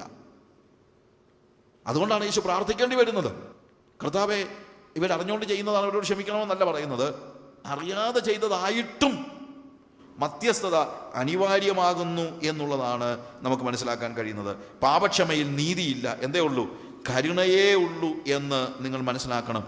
എന്നാൽ ഇതേ സമയം നമ്മൾ ആലോചിക്കേണ്ട ഒരു കാര്യമുണ്ട്. കർത്താവ് പ്രാർത്ഥിക്കുമ്പോൾ, ഈ മധ്യസ്ഥത അണയ്ക്കുമ്പോൾ, ശരിക്കും പറഞ്ഞു കഴിഞ്ഞാൽ മധ്യസ്ഥത കൊണ്ട്, അതൊരു പ്രധാനപ്പെട്ട ചോദ്യമാണ്, മധ്യസ്ഥത കൊണ്ട് നമ്മുടെ പാപങ്ങൾ മോചിക്കപ്പെടുന്നുണ്ടോ? അല്ലെങ്കിൽ എന്തിനാണ് മധ്യസ്ഥത? മധ്യസ്ഥത എന്ന് പറയുന്നത്, പിതാവേ ഇവർ അറിയാതെ ചെയ്തതാകൊണ്ട് എന്ന് പറയുമ്പോൾ അതവരറിയണമെന്ന് പറയാനാണ് മധ്യസ്ഥത. മധ്യസ്ഥത അറിയാൻ വേണ്ടിയാണ്, അല്ലാതെ അവരുടെ ഇഗ്നറൻസിൽ അവർക്ക് തുടരാൻ വേണ്ടിയല്ല.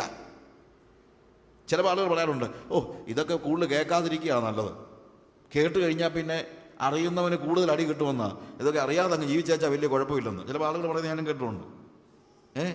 നമ്മളിപ്പം വലിയ കുഴപ്പമൊന്നുമില്ലാതെ ജീവിക്കുക മനസമാധാനത്തോടെ. ഇനി ഈ പ്രസംഗം എല്ലാം കൂടെ കേട്ട് കഴിഞ്ഞാൽ, വേദപുസ്തകത്തിൻ്റെ വ്യാഖ്യാനം എല്ലാം കൂടെ വായിച്ചു കഴിഞ്ഞാൽ പിന്നെ നമുക്ക് ആകെപ്പാടെ മനസമാധാനവും നഷ്ടപ്പെടും. എന്താ പ്രിയമുള്ളവരെ മനസമാധാനം എന്ന് പറഞ്ഞു കഴിഞ്ഞാൽ? അറിവില്ലായ്മയിൽ നിന്നുണ്ടാകുന്ന മനസമാധാനം യഥാർത്ഥത്തിൽ ബാക്കിയുള്ളതിനേക്കാൾ അപകടകരമാണെന്ന് നിങ്ങൾ മനസ്സിലാക്കണം.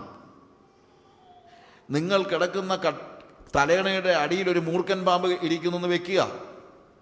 അറിയാതിരുന്നാൽ നമുക്കൊരു പ്രശ്നവുമില്ല, നമുക്ക് മനസമാധാനമുണ്ട്. ഓ ഇനി ഉണ്ടോ ഇല്ലയോ എന്നൊന്നും നോക്കിയിട്ട് കാര്യമില്ല. മനസമാധാനമായിട്ട് കിടന്ന് ഉറങ്ങാമെന്ന് നിങ്ങൾ ചിന്തിക്കുമോ? ഇല്ല. മനസമാധാനം നഷ്ടപ്പെടട്ടെ, മനസമാധാനം നഷ്ടപ്പെടട്ടെ. പല സമയത്തും പാപബോധമുണ്ടാകുമ്പോൾ നമുക്ക് മനസമാധാനം ഉണ്ടാവുകയല്ല, നമ്മുടെ മനസമാധാനം നഷ്ടപ്പെടുകയാണ്. നഷ്ടപ്പെടണം. ആ മനസമാധാനം നഷ്ടപ്പെടുന്നതിൽ നിന്നാണ് നമ്മൾ യാഥാർത്ഥ്യം തിരിച്ചറിയുന്നതും അജ്ഞതയിൽ നിന്ന് വെളിപ്പാടിലേക്ക് പ്രവേശിക്കുന്നതും.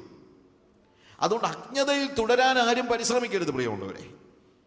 യേശു കർത്താവ് പ്രാർത്ഥിക്കുന്നത്, പിതാവേ ഇവർ ചെയ്യുന്നത് എന്തെന്ന് അറിയായികയാൽ ഇപ്പോൾ അവരുടെ മേൽ ഇടുത്തി വീഴരുതെന്നാണ്. വാസ്തവത്തിൽ ഇന്റർസെഷൻ അതാണ്. ഒരു ദേശത്തിന് വേണ്ടി നമ്മൾ മധ്യസ്ഥത അണയ്ക്കുമ്പോൾ, ഞാനിപ്പോൾ ഇന്ത്യക്ക് വേണ്ടി പ്രാർത്ഥിക്കുന്നു, ആഫ്രിക്കയ്ക്ക് വേണ്ടി പ്രാർത്ഥിക്കുന്നു, അല്ലെങ്കിൽ വെനസ്വേലയ്ക്ക് വേണ്ടി പ്രാർത്ഥിക്കുന്നു, ബ്രസീലിന് വേണ്ടി പ്രാർത്ഥിക്കുന്നു വയ്ക്കുക. അതിൻ്റെ അർത്ഥം ഞാൻ മധ്യസ്ഥത അണച്ചത് കൊണ്ട് അവർ ചെയ്ത സകല പാപങ്ങളും ക്ഷമിക്കപ്പെടുമെന്നല്ല. നമുക്ക് അങ്ങനെ ഒരു തെറ്റിദ്ധാരണയുണ്ട്. ഞാനൊരു വ്യക്തിക്ക് വേണ്ടി മധ്യസ്ഥത അണയ്ക്കുന്നു, എന്നെ നിരന്തരം ഉപദ്രവിക്കുന്ന ഒരാൾക്ക് വേണ്ടി മധ്യസ്ഥത അണയ്ക്കുന്നു, സുവിശേഷ വിരോധിയായ ഒരു വ്യക്തിക്ക് വേണ്ടി ഞാൻ മധ്യസ്ഥത അണയ്ക്കുന്നു. ഞാൻ മധ്യസ്ഥത അണയ്ക്കുന്നത് കൊണ്ട് അയാളുടെ പാപം ക്ഷമിക്കപ്പെടുന്നില്ല. ഞാൻ മധ്യസ്ഥത അണച്ചാൽ ദൈവം അയാളെ ശിക്ഷിക്കുന്നത് ഇപ്പോൾ നിർത്തിയിട്ട് ജ്ഞാനത്തിലേക്ക്, അറിവിലേക്ക്, അല്ലെങ്കിൽ വെളിപ്പാടിലേക്ക് അയാൾ നയിക്കപ്പെടുവാൻ കുറച്ച് സമയം കൂടെ കൊടുക്കും. ഞാൻ പറഞ്ഞു മനസ്സിലാക്കണം. എൻ്റെ മധ്യസ്ഥത എന്ന് പറയുന്നത്, അല്ലെങ്കിൽ പിന്നെ ഞാൻ ലോകത്തിലുള്ള സകല പാപികൾക്കും വേണ്ടി ഞാൻ അങ്ങ് മധ്യസ്ഥത കാണിച്ചാൽ മതിയായിരുന്നല്ലോ, അവരുടെ പാപമെല്ലാം ക്ഷമിക്കപ്പെടുമായിരുന്നെങ്കിൽ. മനസ്സിലാകുന്നുണ്ടല്ലോ ഞാൻ പറയുന്നത്? മധ്യസ്ഥത എന്തിനു വേണ്ടിയാണ്? അവർ ജ്ഞാനത്തിലേക്ക് നടക്കാൻ വേണ്ടിയാണ്. കർത്താവേ, ആ മനുഷ്യൻ യേശുവിനെ അറിയാത്തത് കൊണ്ടാണല്ലോ ഒറീസായിലെ പ്രശ്നം ഉണ്ടായി, നിങ്ങൾക്ക് അറിയാമല്ലോ. ഒറീസായിൽ ക്രിസ്ത്യാനികൾക്കെതിരെ അവിടുത്തെ മത തീവ്രവാദികൾ യുദ്ധം പ്രഖ്യാപിക്കുകയായിരുന്നു. ശരിക്കും അവിടെ എല്ലാ ഗ്രാമങ്ങളും കയറി ഇറങ്ങി അവൾ ക്രിസ്ത്യാനികളായ ആളുകളുടെ വീടുകൾ കത്തിച്ചു, അനേകരെ കൊന്നു, അനേകര് ഭവനരഹിതരായി. അങ്ങനെ ഇതിൻ്റെ മൂർധന്യാവസ്ഥയിൽ പോലീസ് വന്നു, പട്ടാളം വന്നു, അവർക്ക് സംരക്ഷണം കൊടുത്തുകൊണ്ടിരിക്കുകയാണ്. എങ്കിലും പട്ടാളത്തിൻ്റെ തന്നെ കർഫ്യൂ ഉള്ള സമയത്ത് ഞാൻ എല്ലാവരും അവിടുന്ന് പുറത്തോട്ട് ഓടിക്കൊണ്ടിരിക്കുമ്പോൾ നേരെ അകത്തോട്ട് പോയ ആളാണ്. അവരുടെ മധ്യത്തിലേക്ക് ഞാൻ കയറി ചെന്നു, ജീവൻ റിസ്ക് ചെയ്താണ് ചെന്നത്. അവിടെ ഞാനവിടെ താമസിച്ച് പ്രവർത്തിച്ചിട്ടുണ്ട്. എനിക്ക് അവിടുത്തെ ജനങ്ങളുടെ ഭാഷ കുറച്ചൊക്കെ പറഞ്ഞാൽ മനസ്സിലാകും. ഞാൻ അവരുടെ മധ്യത്തിലേക്ക് കടന്നു ചെന്നു. നമ്മുടെ ചർച്ചിലെ ഒരു 200 പേര് ഹൃദങ്കിയ എന്ന് പറയുന്ന സ്ഥലത്തുണ്ട്. 700 പേര് ആ ക്യാമ്പിലുണ്ട്, പട്ടാളത്തിൻ്റെ കാവലുണ്ട്. അതിനകത്ത് ഞാൻ കയറി ചെന്നു. ഞാൻ ചെന്ന് കഴിഞ്ഞപ്പോഴത്തേക്ക് ആളുകളെല്ലാം കൂടെ ഓടിക്കൂടി. I was talking to them. ഞാൻ അവരോട് പറഞ്ഞ ഒരൊറ്റ കാര്യമേ ഉള്ളൂ, നമുക്കിതെല്ലാം സംഭവിച്ചു. എന്തുകൊണ്ട്? കാര്യം ഞാനവിടെ താമസിച്ചുകൊണ്ടറിയാം, ഈ മനുഷ്യരൊന്നും മോശക്കാരൊന്നും അല്ല, അവരെല്ലാം നല്ല മനുഷ്യരാണ്. അവിടെയുള്ള ഹിന്ദുക്കളും ക്രിസ്ത്യാനികളും എല്ലാവരും വളരെ സഹകരണത്തോടുകൂടെ പ്രവർത്തിച്ചു കൊണ്ടിരുന്ന ഒരു കാലമുണ്ടായിരുന്നു, ഉണ്ട്, ഇപ്പോഴും. അവർക്ക് they are very good people. അവരുടെ ഹൃദയത്തിൽ ആരോ വിഷം കുത്തിവെച്ചു. അതുകൊണ്ട് അവർ പെട്ടെന്ന് തന്നെ മതത്തിൻ്റെ പേരിൽ വേർതിരിവുണ്ടായി ഇതുപോലെയുള്ള എല്ലാ പീഡനങ്ങളും അഴിച്ചുവിട്ടു. ഇതാണ് സംഭവിച്ചത്. ഞാൻ എൻ്റെ വിശ്വാസികളോട്, 100-200 വിശ്വാസികൾ നമുക്കവിടെ ഉണ്ട്, ഞാൻ അവരോട് പറഞ്ഞ ഒറ്റ കാര്യമേ ഉള്ളൂ. ഞാനിവിടെ വന്നത് ഒരു പ്രധാന കാര്യം പറയാനാണ്. അതെന്താണെന്ന് ചോദിച്ചാൽ, നിങ്ങൾക്കെതിരെ പ്രവർത്തിച്ച ശത്രുക്കളെന്ന് നിങ്ങൾ ഇപ്പോൾ ചിന്തിക്കുന്നതായ ഒരാളോട് പോലും നിങ്ങൾ വിരോധം വെച്ച് പുലർത്തരുത്. ഞാൻ പ്രസംഗിച്ച ഒറ്റ കാര്യം അതാണ്. കാരണം അവരെന്തുകൊണ്ടാണ് ഇതൊക്കെ ചെയ്തത്? അവർക്ക് യേശുവിൻ്റെ സ്നേഹത്തെക്കുറിച്ച് അറിവില്ലാത്തത് കൊണ്ടാണ്. യേശുവിനെ അറിയാമായിരുന്നെങ്കിൽ അവരാരും ഇങ്ങനെ പ്രവർത്തിക്കുകയില്ലായിരുന്നു. ഇതിന് പ്രതികാരം ചെയ്യുകയല്ല ആവശ്യം, നിങ്ങൾ വീണ്ടും അവരെ സ്നേഹിക്കുകയാണ് ആവശ്യം. നിങ്ങൾ വീണ്ടും അവർക്ക് വേണ്ടി പ്രാർത്ഥിക്കുകയാണ്. ദൈവം അവരെ ശിക്ഷിക്കണേ എന്നല്ല പ്രാർത്ഥിക്കേണ്ടത്, പിതാവേ അവരോട് ക്ഷമിക്കണമേ എന്ന് പ്രാർത്ഥിക്കാൻ നിങ്ങൾ പഠിക്കണം എന്നാണ് ഞാൻ എൻ്റെ അവിടുത്തെ സഭയിലെ 200ഓളം വരുന്ന വിശ്വാസികൾ, ആ മീറ്റിങ്ങിൽ 700 പേരുണ്ടായിരുന്നു, പക്ഷേ എൻ്റെ സഭയിലെ തന്നെ 200 വിശ്വാസികളോളം ഉണ്ടായിരുന്നു. ഞാൻ പറഞ്ഞ ഇതാണ്. എന്താണ് നമ്മുടെ മധ്യസ്ഥത? മധ്യസ്ഥത എന്ന് പറഞ്ഞു കഴിഞ്ഞാൽ അവർ ചെയ്തതൊന്നും കുഴപ്പമൊന്നുമില്ല, നമ്മൾ പ്രാർത്ഥിച്ച ഉടനെ അവർ ചെയ്തതെല്ലാം അങ്ങ് മായ്ക്കപ്പെടുമെന്നല്ല. പ്രത്യുത എന്താണ് നമ്മുടെ മധ്യസ്ഥത?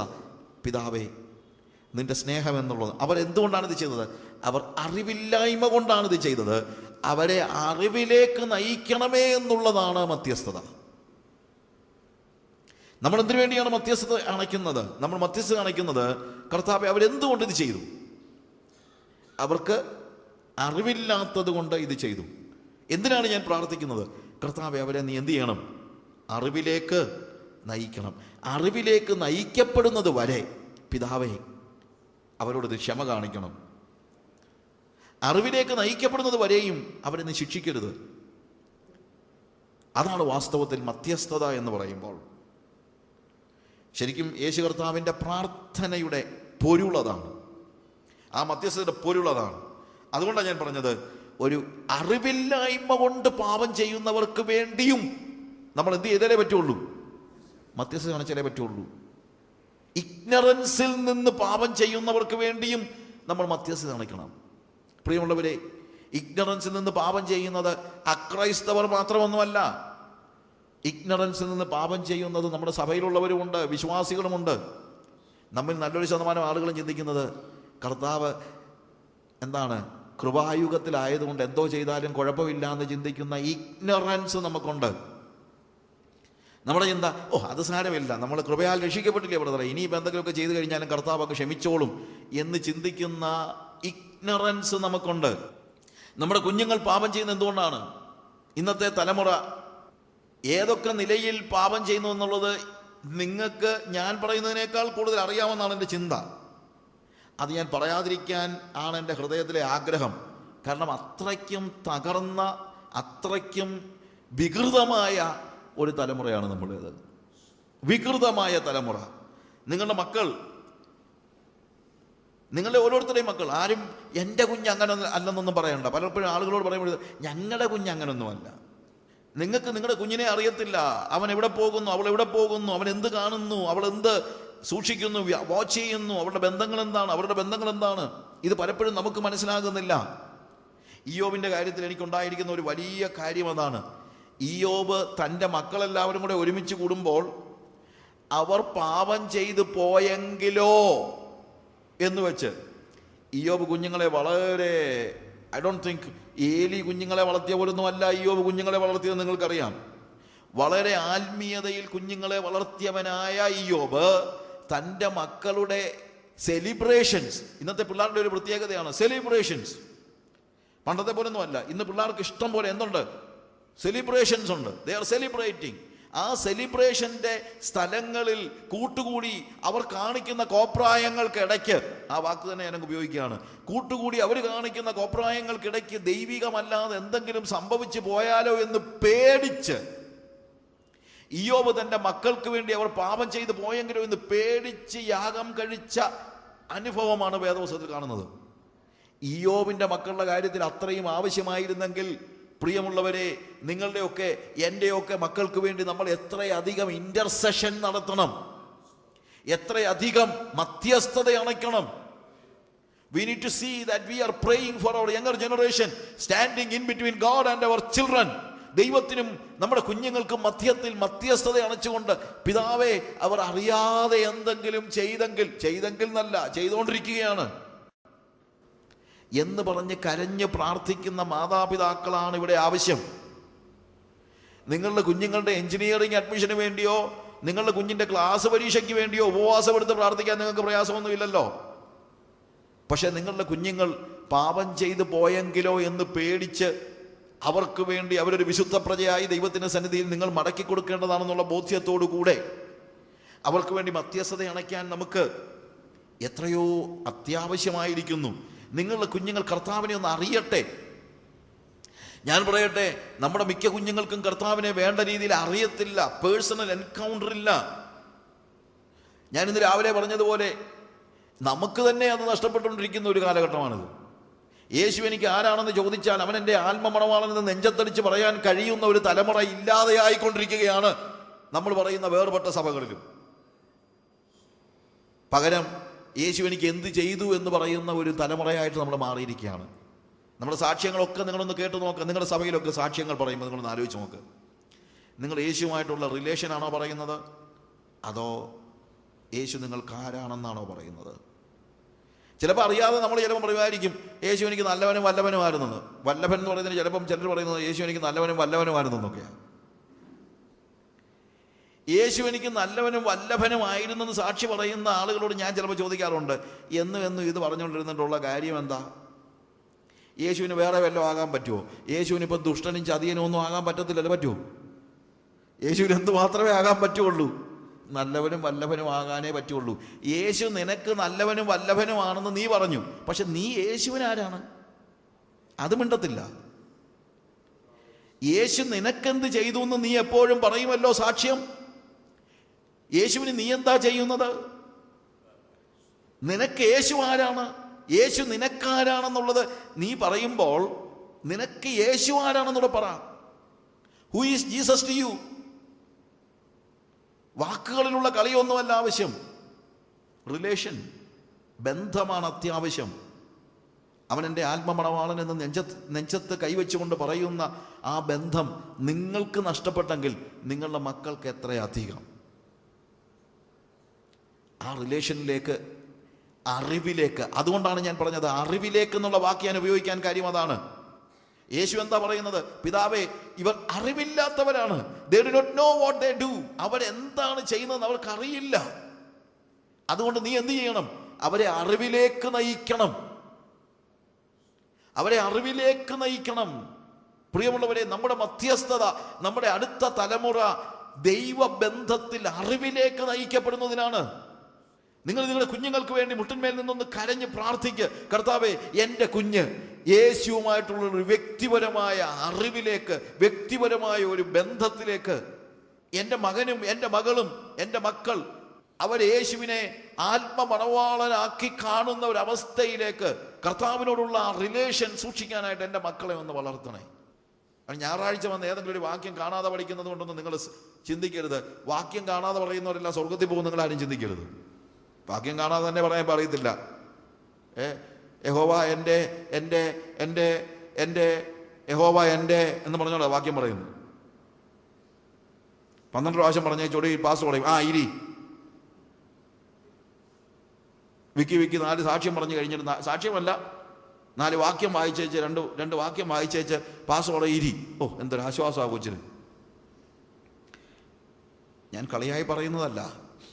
എവിടെയായി തലമുറ പോയി നിൽക്കാൻ പോകുന്നത് നിങ്ങളൊന്ന് ആലോചിച്ച് നോക്കണം.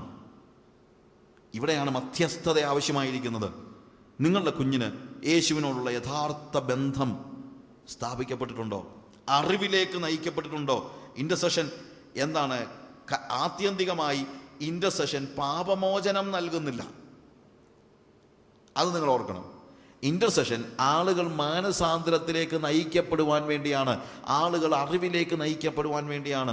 ദൈവമേ അവരെ മാനസാന്തരത്തിലേക്ക് നയിക്കണമേ, ദൈവമേ അവരെ വിശുദ്ധിയിലേക്ക് നയിക്കണമേ, ദൈവമേ അവരെ അറിവിലേക്ക് നയിക്കണമേ. അവർക്കിപ്പോൾ മനസ്സിലാകുന്നില്ല, അവർക്ക് ഈ കാര്യങ്ങളെ തിരിച്ചറിയാൻ പറ്റുന്നില്ല. ദൈവമേ അവരെ നീ മാനസാന്തരത്തിലേക്ക്, അറിവിലേക്ക്, രൂപാന്തരീകരണത്തിലേക്ക് നയിക്കണമേ എന്ന് പറയുന്നതാണ് യഥാർത്ഥത്തിലുള്ള മധ്യസ്ഥത എന്ന് പറയുന്നത്. നിങ്ങളുടെ മധ്യസ്ഥത അത്യന്താപേക്ഷിതമാണ്. എന്തിനാണ്? അവർക്ക് പാപമോചനം ലഭിക്കാനല്ല. മധ്യസ്ഥത കൊണ്ട് പാപമോചനം നടക്കുമായിരുന്നെങ്കിൽ ക്രൂശ് ആവശ്യമില്ലായിരുന്നല്ലോ. പാപമോചനം ഒരൊറ്റ കാര്യം കൊണ്ടേ നടക്കത്തുള്ളൂ. ലോകത്തിൽ പാപമോചനത്തിന് ഒരു മാർഗവും വേറെ ഇല്ല എന്ന് മാത്രമേ ഉള്ളൂ, cross. Forgiveness happens only at the expense of cross. ക്രൂശിൻ്റെ ചെലവിൽ മാത്രമേ പാപമോചനം സാധ്യമാകുന്നുള്ളൂ. മധ്യസ്ഥത എന്താണ്? ഈ ക്രൂശിൻ്റെ തിരിച്ചറിവിലേക്ക്, ക്രൂശിൻ്റെ ചുവട്ടിലേക്ക് ജനങ്ങൾ കടന്നു വരുവാനുള്ള ദൈവത്തോട് പറയുന്ന മാനസാന്തരത്തിന് കരുണയ്ക്കായുള്ളതാണ്. ദൈവത്തിൻ്റെ കരുണ അവരുടെ മേൽ വന്നു വീഴേണ്ടതിന്, അവർ നഷ്ടപ്പെട്ടു പോകാതിരിക്കേണ്ടതിന്, അതിനുവേണ്ടിയാണ് ശരിക്കും ഇന്റർസെഷൻ എന്ന് പറയുന്നത്. കാരണം മാനസാന്തരം നടക്കാത്തിടത്തോളം കാലം, ദൈവവുമായി ബന്ധം പുനഃസ്ഥാപിക്കപ്പെടാത്തിടത്തോളം കാലം ഒരിക്കലും നമ്മുടെ പാപങ്ങൾ മോചിക്കപ്പെടുന്നില്ല എന്ന് പറയണം. അനുതപിച്ച് പാപമേറ്റു പറയാതെ ആത്യന്തികമായി പാപമോചനമില്ല. ദൈവം തൻ്റെ കോപത്തിൽ നമ്മുടെ തലമുറയെ പെട്ടെന്ന് നശിപ്പിക്കാതിരിക്കേണ്ടതിനാണ് വാസ്തവത്തിൽ മധ്യസ്ഥത. മധ്യസ്ഥത എന്തിനാണ്?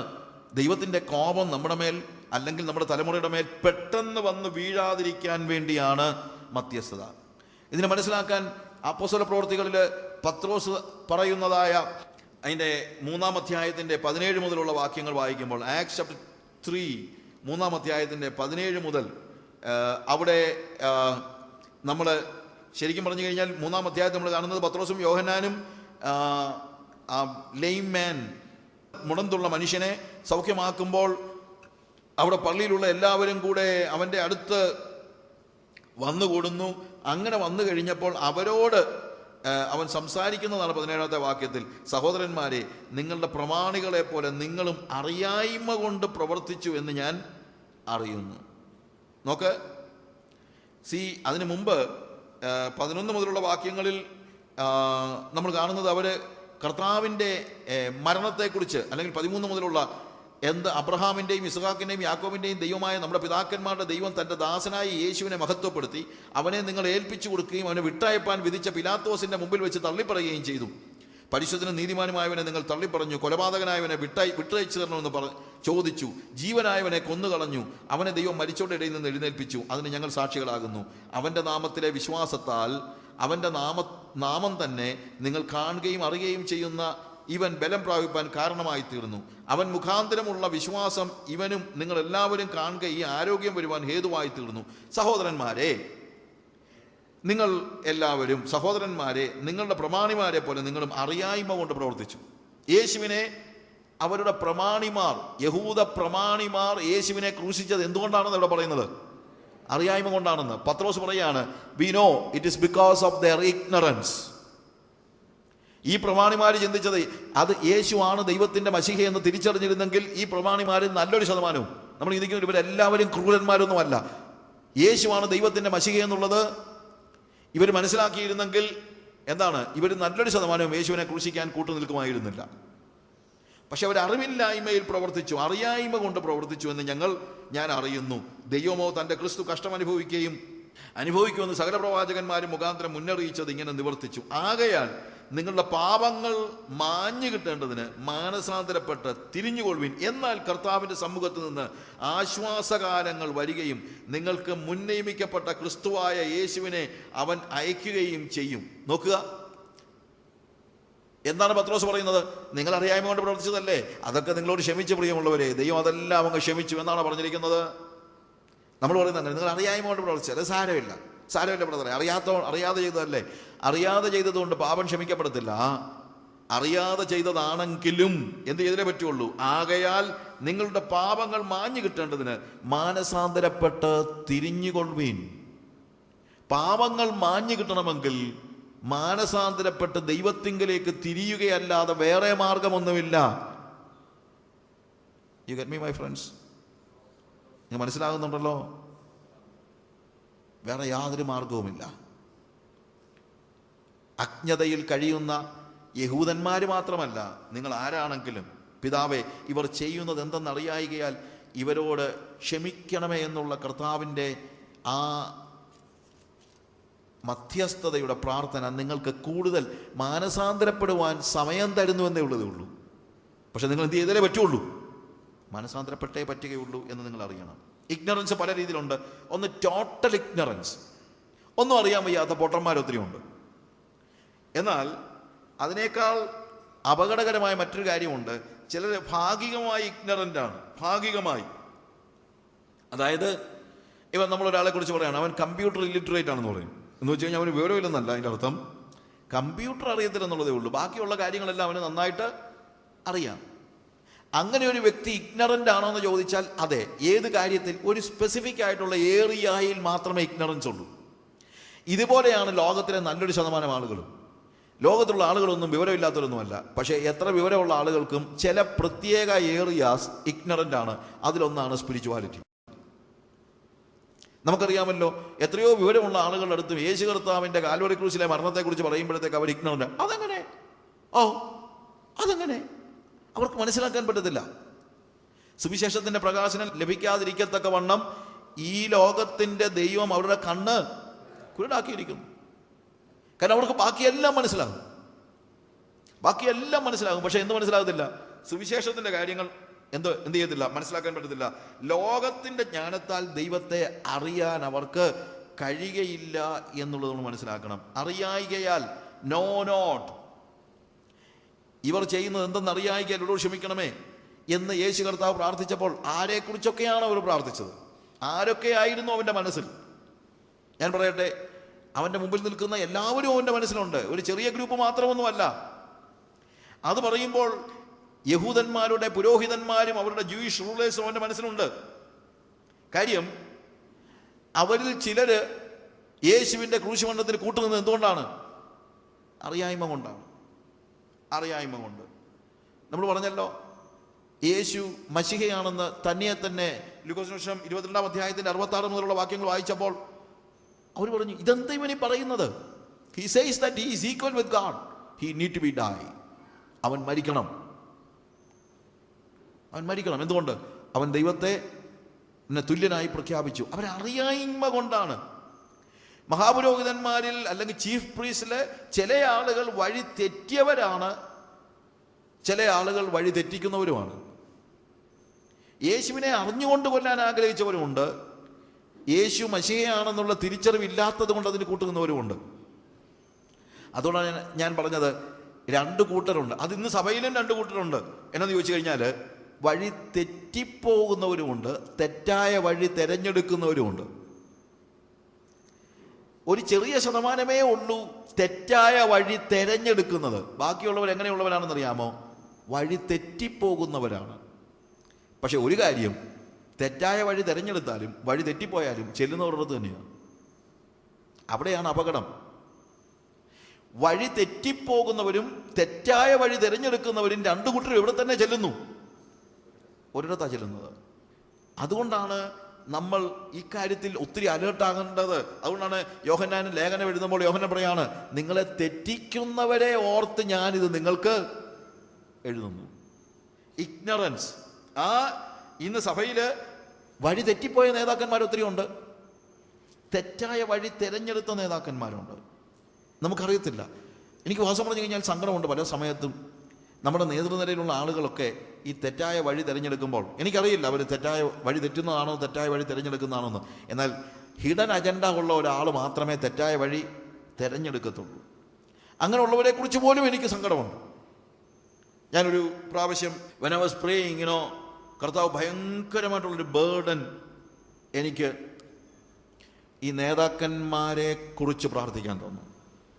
തെറ്റായ വഴി തിരഞ്ഞെടുത്തവരായ നേതാക്കന്മാർ, അല്ലെങ്കിൽ ഞാൻ പറഞ്ഞത് തെറ്റായ വഴി തിരഞ്ഞെടുക്കുന്ന നേതാക്കന്മാരെ തിരിച്ചു വരാൻ കൊണ്ടുവരുമെന്ന് എനിക്കറിയത്തില്ല. അവർ തിരഞ്ഞെടുത്തതായതുകൊണ്ട് ഒരുപക്ഷെ അവർ ഇട്ടേച്ച് വരത്തില്ല. പക്ഷെ വഴി തെറ്റിപ്പോയവരെ കുറിച്ച് തീർച്ചയായിട്ടും എന്തുണ്ട്? നമുക്ക് പ്രതീക്ഷയുണ്ട്. ശരിക്കും അവരെക്കുറിച്ചാണ് ബേർഡൻ ഉണ്ടാകേണ്ടത്, വഴി തെറ്റിപ്പോയവരായ ആളുകൾ. ഞാൻ ഒരു നൈറ്റ് മുഴുവൻ ഞാൻ അവർക്ക് വേണ്ടി പ്രാർത്ഥിക്കുകയായിരുന്നു. ചീത്ത വിളിക്കാൻ ഭയങ്കര എളുപ്പമാണ് പറയുള്ളവരെ. നേതാക്കന്മാർ തെറ്റ് കാണിക്കുമ്പോഴത്തേക്ക് നമുക്ക് പെട്ടെന്ന് ചീത്ത വിളിക്കാനായിട്ട് വളരെ ഈസിയാണ്. പക്ഷേ God wants us to pray for them. നമ്മൾ അവർക്ക് വേണ്ടി ഒന്ന് പ്രാർത്ഥിച്ച് വഴിതെറ്റി ഇൻ്റർസീഡ് ചെയ്യുക. വലഞ്ഞു പോയ ജനങ്ങളെക്കുറിച്ച്, ഈ സഭയിലെ പൊളിറ്റിക്സിനകത്ത് പെട്ടുപോയവരായ ആളുകൾ, ദൈവപുത്രനെ ക്രൂശിക്കുന്നവരായി പോയെങ്കിൽ അവരുടെ അന്ത്യം എവിടെയാണ്? അവർ നാശത്തിലേക്കാണ് പോകുന്നത്. അത് അറിഞ്ഞുകൊണ്ട് ചെയ്താലും അറിയാതെ ചെയ്താലും നാശത്തിലേക്ക് പോകുകയാണ്. ഞാൻ പറഞ്ഞല്ലോ, യഹൂദന്മാരുടെ നേതാക്കന്മാരും അവരുടെ കൂട്ടത്തിൽ എങ്ങനെയുള്ളവരുണ്ടായിരുന്നു? തെറ്റായ വഴി തിരഞ്ഞെടുത്തവരും തെറ്റിപ്പോയവരും ഉണ്ടായിരുന്നു. പക്ഷെ രണ്ട് കൂട്ടരും കർത്താവിൻ്റെ മധ്യസ്ഥതയില്ലെങ്കിൽ നഷ്ടപ്പെട്ടു പോകും. പിന്നെ യേശു, ഞാൻ പറഞ്ഞല്ലോ, ഒന്നാമത് യേശു ആർക്ക് വേണ്ടിയാണ് മധ്യസ്ഥത കാണിക്കുന്നത്? പിതാവേ, ഇവർ ചെയ്യുന്നത് എന്തെന്ന് അറിയായികയാൽ ഇവരോട് ക്ഷമിക്കണമെന്ന് പറയുന്നത് ഒന്നാമത് ഈ തന്നെ ക്രൂശിക്കാൻ ഏൽപ്പിച്ചവരായ യഹൂദ മത നേതാക്കന്മാരെ കുറിച്ച് കർത്താവ് പറയാണ്. അതുകൊണ്ടാണ് ഈവൻ പത്രോസിന്റെ വാക്കുകൾ നമ്മൾ കാണുന്നതാണ്. നിങ്ങളുടെ പിതാക്കന്മാരെ പോലെ നിങ്ങളും, അല്ലെങ്കിൽ നിങ്ങളുടെ പ്രമാണികളെ പോലെ നിങ്ങളും അറിയായ്മ കൊണ്ട്. അതിൻ്റെ അർത്ഥം എന്താണ്? ഈ നേതാക്കന്മാരിൽ പലരും യേശുവിനെ ക്രൂശിക്കാൻ ഏൽപ്പിച്ചു കൊടുത്തത് എന്തുകൊണ്ടാണ്? അറിയായ്മ കൊണ്ടാണ്. രണ്ടാമത്തെ ഗ്രൂപ്പ് ആരാണ്? ആരെക്കുറിച്ചാണ് കർത്താവ് പ്രാർത്ഥിക്കുന്നത്? ഇവർ ചെയ്യുന്നത് എന്തെന്നറിയായി അവരോട് ക്ഷമിക്കണമെന്ന് പറയുന്നത് രണ്ടാമത്തെ ഗ്രൂപ്പ് ആരാണ്? ഇറ്റ് ഈസ് ദ പീപ്പിൾ, ജനങ്ങൾ. കർത്താവ് അവരെ ക്രൂശിക്കുക എന്ന് നിലവിളിച്ച ജനങ്ങൾക്ക് വേണ്ടി കൂടെയാണ് പറയുന്നത്. ഈ ജനങ്ങളുടെ ഒരു പ്രശ്നമുണ്ട്, ഇവർ പാവങ്ങളാണ്. അത് ഇന്നും അതുപോലെ തന്നെയാണ്. കോമൺ പീപ്പിൾ, അവർ പാവങ്ങളാണ്.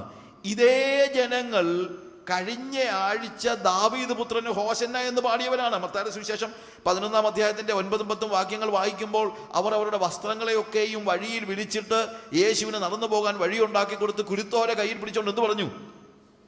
ദാവീദ് പുത്രന് ഹോശാന, കർത്താവിന്റെ നാമത്തിൽ വരുന്നവൻ വാഴ്ത്തപ്പെട്ടവൻ എന്ന് പറഞ്ഞ ആളുകളാണ് ഈ 4-5 ദിവസം കഴിഞ്ഞപ്പോൾ അവനെ ക്രൂശിക്കുക എന്ന് പറയുന്നത്. ജനങ്ങളുടെ പ്രത്യേകത ഏതാണ്? പുരുഷാരം അങ്ങനെയാണ്. ഞായറാഴ്ച ആരാധിക്കും, വെള്ളിയാഴ്ച ക്രൂശിക്കും. ജനങ്ങൾ ഞായറാഴ്ച ആരാധിക്കുകയും വെള്ളിയാഴ്ച ക്രൂശിക്കുകയും ചെയ്യാൻ മടിയില്ലാത്തവരാണ്. Feeble people. കുരുത്തോലയെടുത്ത് ഉത്സവം ആചരിച്ചതായ ജനങ്ങൾ. എന്നാൽ കുറച്ച് കഴിഞ്ഞപ്പോഴത്തേക്ക് യേശു ചാട്ടവാറെടുത്തപ്പോഴാണ് അവര് യേശു ചാട്ടവാറെടുത്ത് മൃഗങ്ങളെയൊക്കെയും പുറത്താക്കിയപ്പോൾ അവന് ഹോശന്ന പാടി. യേശുവിനെ ചാട്ടവാറടിച്ചപ്പോൾ അവനെ ക്രൂശിക്കാമെന്നും പറഞ്ഞു. യേശുവിൻ്റെ അധികാരത്തിൻ്റെയും അല്ലെങ്കിൽ യേശുവിൻ്റെ വിജയത്തിൻ്റെ സമയത്ത് അവൻ്റെ കൂടെ ഉണ്ടായിരുന്നു. ആ യേശുവിൻ്റെ പരാജയമെന്ന് നോക്കുന്ന, അല്ലെങ്കിൽ യേശു ചാട്ടവാറെടുത്ത് അടിച്ചപ്പോൾ യേശുവിൻ്റെ കൂടെ അവിടെ ഉണ്ടായിരുന്നു. യേശുവിന് ചാട്ടവാറടി ഏറ്റപ്പോൾ യേശുവിനെ ക്രൂശിക്കുക എന്ന് അവർ നിലവിളിക്കുകയും അവനെ തുപ്പുകയും അവനെ ദുഷിക്കുകയും അവനെ പരിഹസിക്കുകയും ചെയ്തു. ജനങ്ങൾക്ക് എപ്പോഴും കുരുത്തോലയും പരവതാനിയും ഒക്കെ വേണം, ഇല്ലെങ്കിൽ അവർക്കൊരു സ്വസ്ഥതയില്ല. ഈ ജനങ്ങളെ വഴിതെറ്റിക്കാനായിട്ട് അവർക്ക് ഓഫർ ചെയ്യുന്നതും കുരുത്തോലയും പരവതാനിയും ഒക്കെയാണ്. 20,000 വാട്ട്സ് മ്യൂസിക്കിന്റെ പശ്ചാത്തലത്തിൽ നമ്മൾ പറയുന്നു ക്രൂസൈഡിൽ ഹോശന്ന ഹോശന്ന എന്ന് പറയുന്നു. ജനങ്ങളും ഏറ്റു പറയുന്നു ഹോശന്ന ഹോശന്ന എന്ന്. എന്നാൽ കഷ്ടതയുടെയും ക്രൂശിൻ്റെയും സമയം വരുമ്പോഴത്തേക്ക് അവനെ ക്രൂശിക്കുക എന്ന് പറയാനും ഇതേ ജനത്തിന് മടിയില്ല. ഈ ക്രൂസൈഡിൽ വരുന്ന അതേ ജനം തന്നെ നാളെ അവൻ യേശുവിനെ ക്രൂശിക്കുന്നതിനും മടിയില്ലാത്തവരായിരിക്കും എന്നുള്ളത് നമ്മൾ മനസ്സിലാക്കണം. എന്നാൽ നമ്മുടെ ചുമതല എന്താണെന്നറിയാമോ? നമ്മൾ യേശുവിനെ പരിചയപ്പെടുത്തുമ്പോൾ ഹോശന്ന പരവതാനിയുടെ മുകളിലൂടെ കഴുതപ്പുറത്ത് നടന്ന് ഹോശന്ന സ്വീകരിക്കുന്ന യേശുവിനെ അല്ല പൊതുജനങ്ങൾക്ക് ആദ്യം പരിചയപ്പെടുത്തേണ്ടത്. ആരെയാണെന്നറിയാമോ? കാൽവറി ക്രൂശിൽ കിടന്ന് പിടയുന്ന യേശുവിനെയാണ് നമ്മൾ ആദ്യം പരിചയപ്പെടുത്തേണ്ടത്. അതിനാലാണ് നമ്മൾ ക്രൂശ് പ്രസംഗിക്കണം എന്ന് പറയുന്നത്. കാര്യം ക്രൂശിന്റെ ദർശനം ലഭിക്കുമ്പോൾ, അങ്ങനെ ലഭിക്കാത്ത ആളുകൾക്ക് ഹോശന്ന പാടാൻ എളുപ്പമാണ്. ക്രൂശിന്റെ ദർശനം ലഭിക്കുമ്പോൾ എന്ത് ചെയ്യുന്നു എന്നുള്ളതാണ് പ്രധാന ചോദ്യം. ഒരു ജനതയുടെ ദൈവത്തോടുള്ള അനുസരണത്തെ മനസ്സിലാക്കുന്നത് ഹോശന്നയുടെ വിവരണമല്ല. ജനങ്ങൾക്ക് ദൈവത്തോടുള്ള അനുസരണം, കർത്താവിനുള്ള അനുസരണം മനസ്സിലാക്കുന്നത് ക്രൂശിന്റെ വിവരണമാണ്. ഹോശാന അല്ലെങ്കിൽ പാട്ടും ബഹളവും ഒക്കെ ഉണ്ടാക്കി ജനങ്ങളെല്ലാം ആകർഷിച്ചിട്ട് നിങ്ങളിൽ എത്ര പേര് കൈവൊക്കിയെന്ന് ചോദിച്ചു കഴിഞ്ഞാൽ അതിനകത്ത് വലിയ അർത്ഥമൊന്നുമില്ല. ആരാ കൈവക്കാത്തത്? ഞാൻ ചിലപ്പോൾ തമാശയ്ക്ക് പറയാറുണ്ട്, നമ്മുടെ പ്രസംഗം എന്താണ്, ഇന്ന് രാത്രി യേശു ഇവിടെ വന്നിട്ടുണ്ട്, നിനക്ക് എന്താ വേണ്ടത് ചോദിച്ചോ. നിനക്ക് പൈസ ഇല്ലയോ, പൈസ തരാൻ കർത്താവ് വന്നിട്ടുണ്ട്. നിനക്ക് വീടില്ലയോ, വീട് തരാൻ. നിനക്ക് കാറില്ലയോ, കാറ് തരാൻ. നിനക്ക് നിന്റെ പിള്ളേർക്ക് അഡ്മിഷൻ ശരിയാക്കണോ, നിന്റെ പിള്ളേർക്ക് ഏറ്റവും നല്ല കോളേജ് അഡ്മിഷൻ തരാൻ ഈ യേശു ഇന്ന് വന്നിട്ടുണ്ട്. നിനക്ക് ജോലിക്കയറ്റം വേണോ, നിനക്ക് പ്രൊമോഷൻ വേണോ, പ്രൊമോഷൻ തരാൻ ഈ യേശു വന്നിട്ടുണ്ട്. ഈ യേശുവിനെ ആർക്ക് വേണം? ഈ യേശുവിനെ ആർക്കാ വേണ്ടാത്തത്? എനിക്ക് എപ്പോഴും എൻ്റെ ബാങ്കിൽ പൈസയും, എപ്പോഴും എനിക്ക് എൻ്റെ പിള്ളേർക്ക് ഏറ്റവും നല്ല സ്കൂളിൽ അഡ്മിഷനും, എനിക്ക് എപ്പോഴും നല്ല ഭക്ഷണവും, എനിക്ക് ജോലിക്കയറ്റവും എല്ലാം തന്നുകൊണ്ടേയിരിക്കുന്ന യേശുവിനെ ആർക്കാ വേണ്ടാത്തത്? എല്ലാവരും കൈവൊക്കെയോടെ എണ്ണം എടുത്തിട്ട് കൈവൊക്കെ വേണ്ട. ഇപ്പം പണ്ടൊക്കെ രക്ഷിക്കപ്പെടണമെങ്കിൽ കൈയെങ്കിലും പൊക്കണമായിരുന്നു. ഇപ്പം ടിക്കിട്ടാൽ മതി, വളരെ ഈസിയാണ്. മറ്റേ കൈവൊക്കെയാലെങ്കിലും അടുത്തിരിക്കുന്നവർ കാണുമല്ലോ, ഇതൊന്നും വേണ്ടല്ലോ, ടിക്കിട്ടാൽ മതി. അങ്ങനെ ടിക്കറ്റോരെല്ലാം കർത്താവിൻ്റെ അല്ലെങ്കിൽ രക്ഷിക്കപ്പെട്ടെന്ന് പറഞ്ഞ് വേണമെങ്കിൽ പബ്ലിഷ് ചെയ്യാനും മടിയില്ല നമുക്ക്. ഇനി വാട്ട് ഹാപ്പൻസ്? ക്രൂശ് കാണിച്ചിട്ട് ആളുകൾ വരുന്നു നോക്ക്, അങ്ങനെയുള്ള വന്നാൽ മതിയെന്ന് വെക്ക്. അതുകൊണ്ടാണ് ക്രൂശ് പ്രസംഗിക്കേണ്ടത്. ക്രൂശിക്കപ്പെട്ടവനായ യേശുവിനെ അല്ലാതെ മറ്റൊന്നും അറിയാത്തവനായി നിങ്ങളുടെ മധ്യത്തിൽ ഇരിക്കുവാൻ ഞാൻ ആഗ്രഹിക്കുന്നു എന്ന് പറഞ്ഞ പൗലോസിന്റെ വാക്കുകൾ നിങ്ങളൊന്ന് ഓർക്കണം. പൗലോസിന് വേറെ പ്രസംഗിക്കാൻ കഴിയാഞ്ഞിട്ടല്ല. പൗലോസ് പറയുന്നതാണ്, ഞാൻ യേശുവിനെ പ്രസന്റ് ചെയ്യുന്നത് എങ്ങനെയായിരിക്കും? ക്രൂശിക്കപ്പെട്ടവനായ യേശുവിനെ.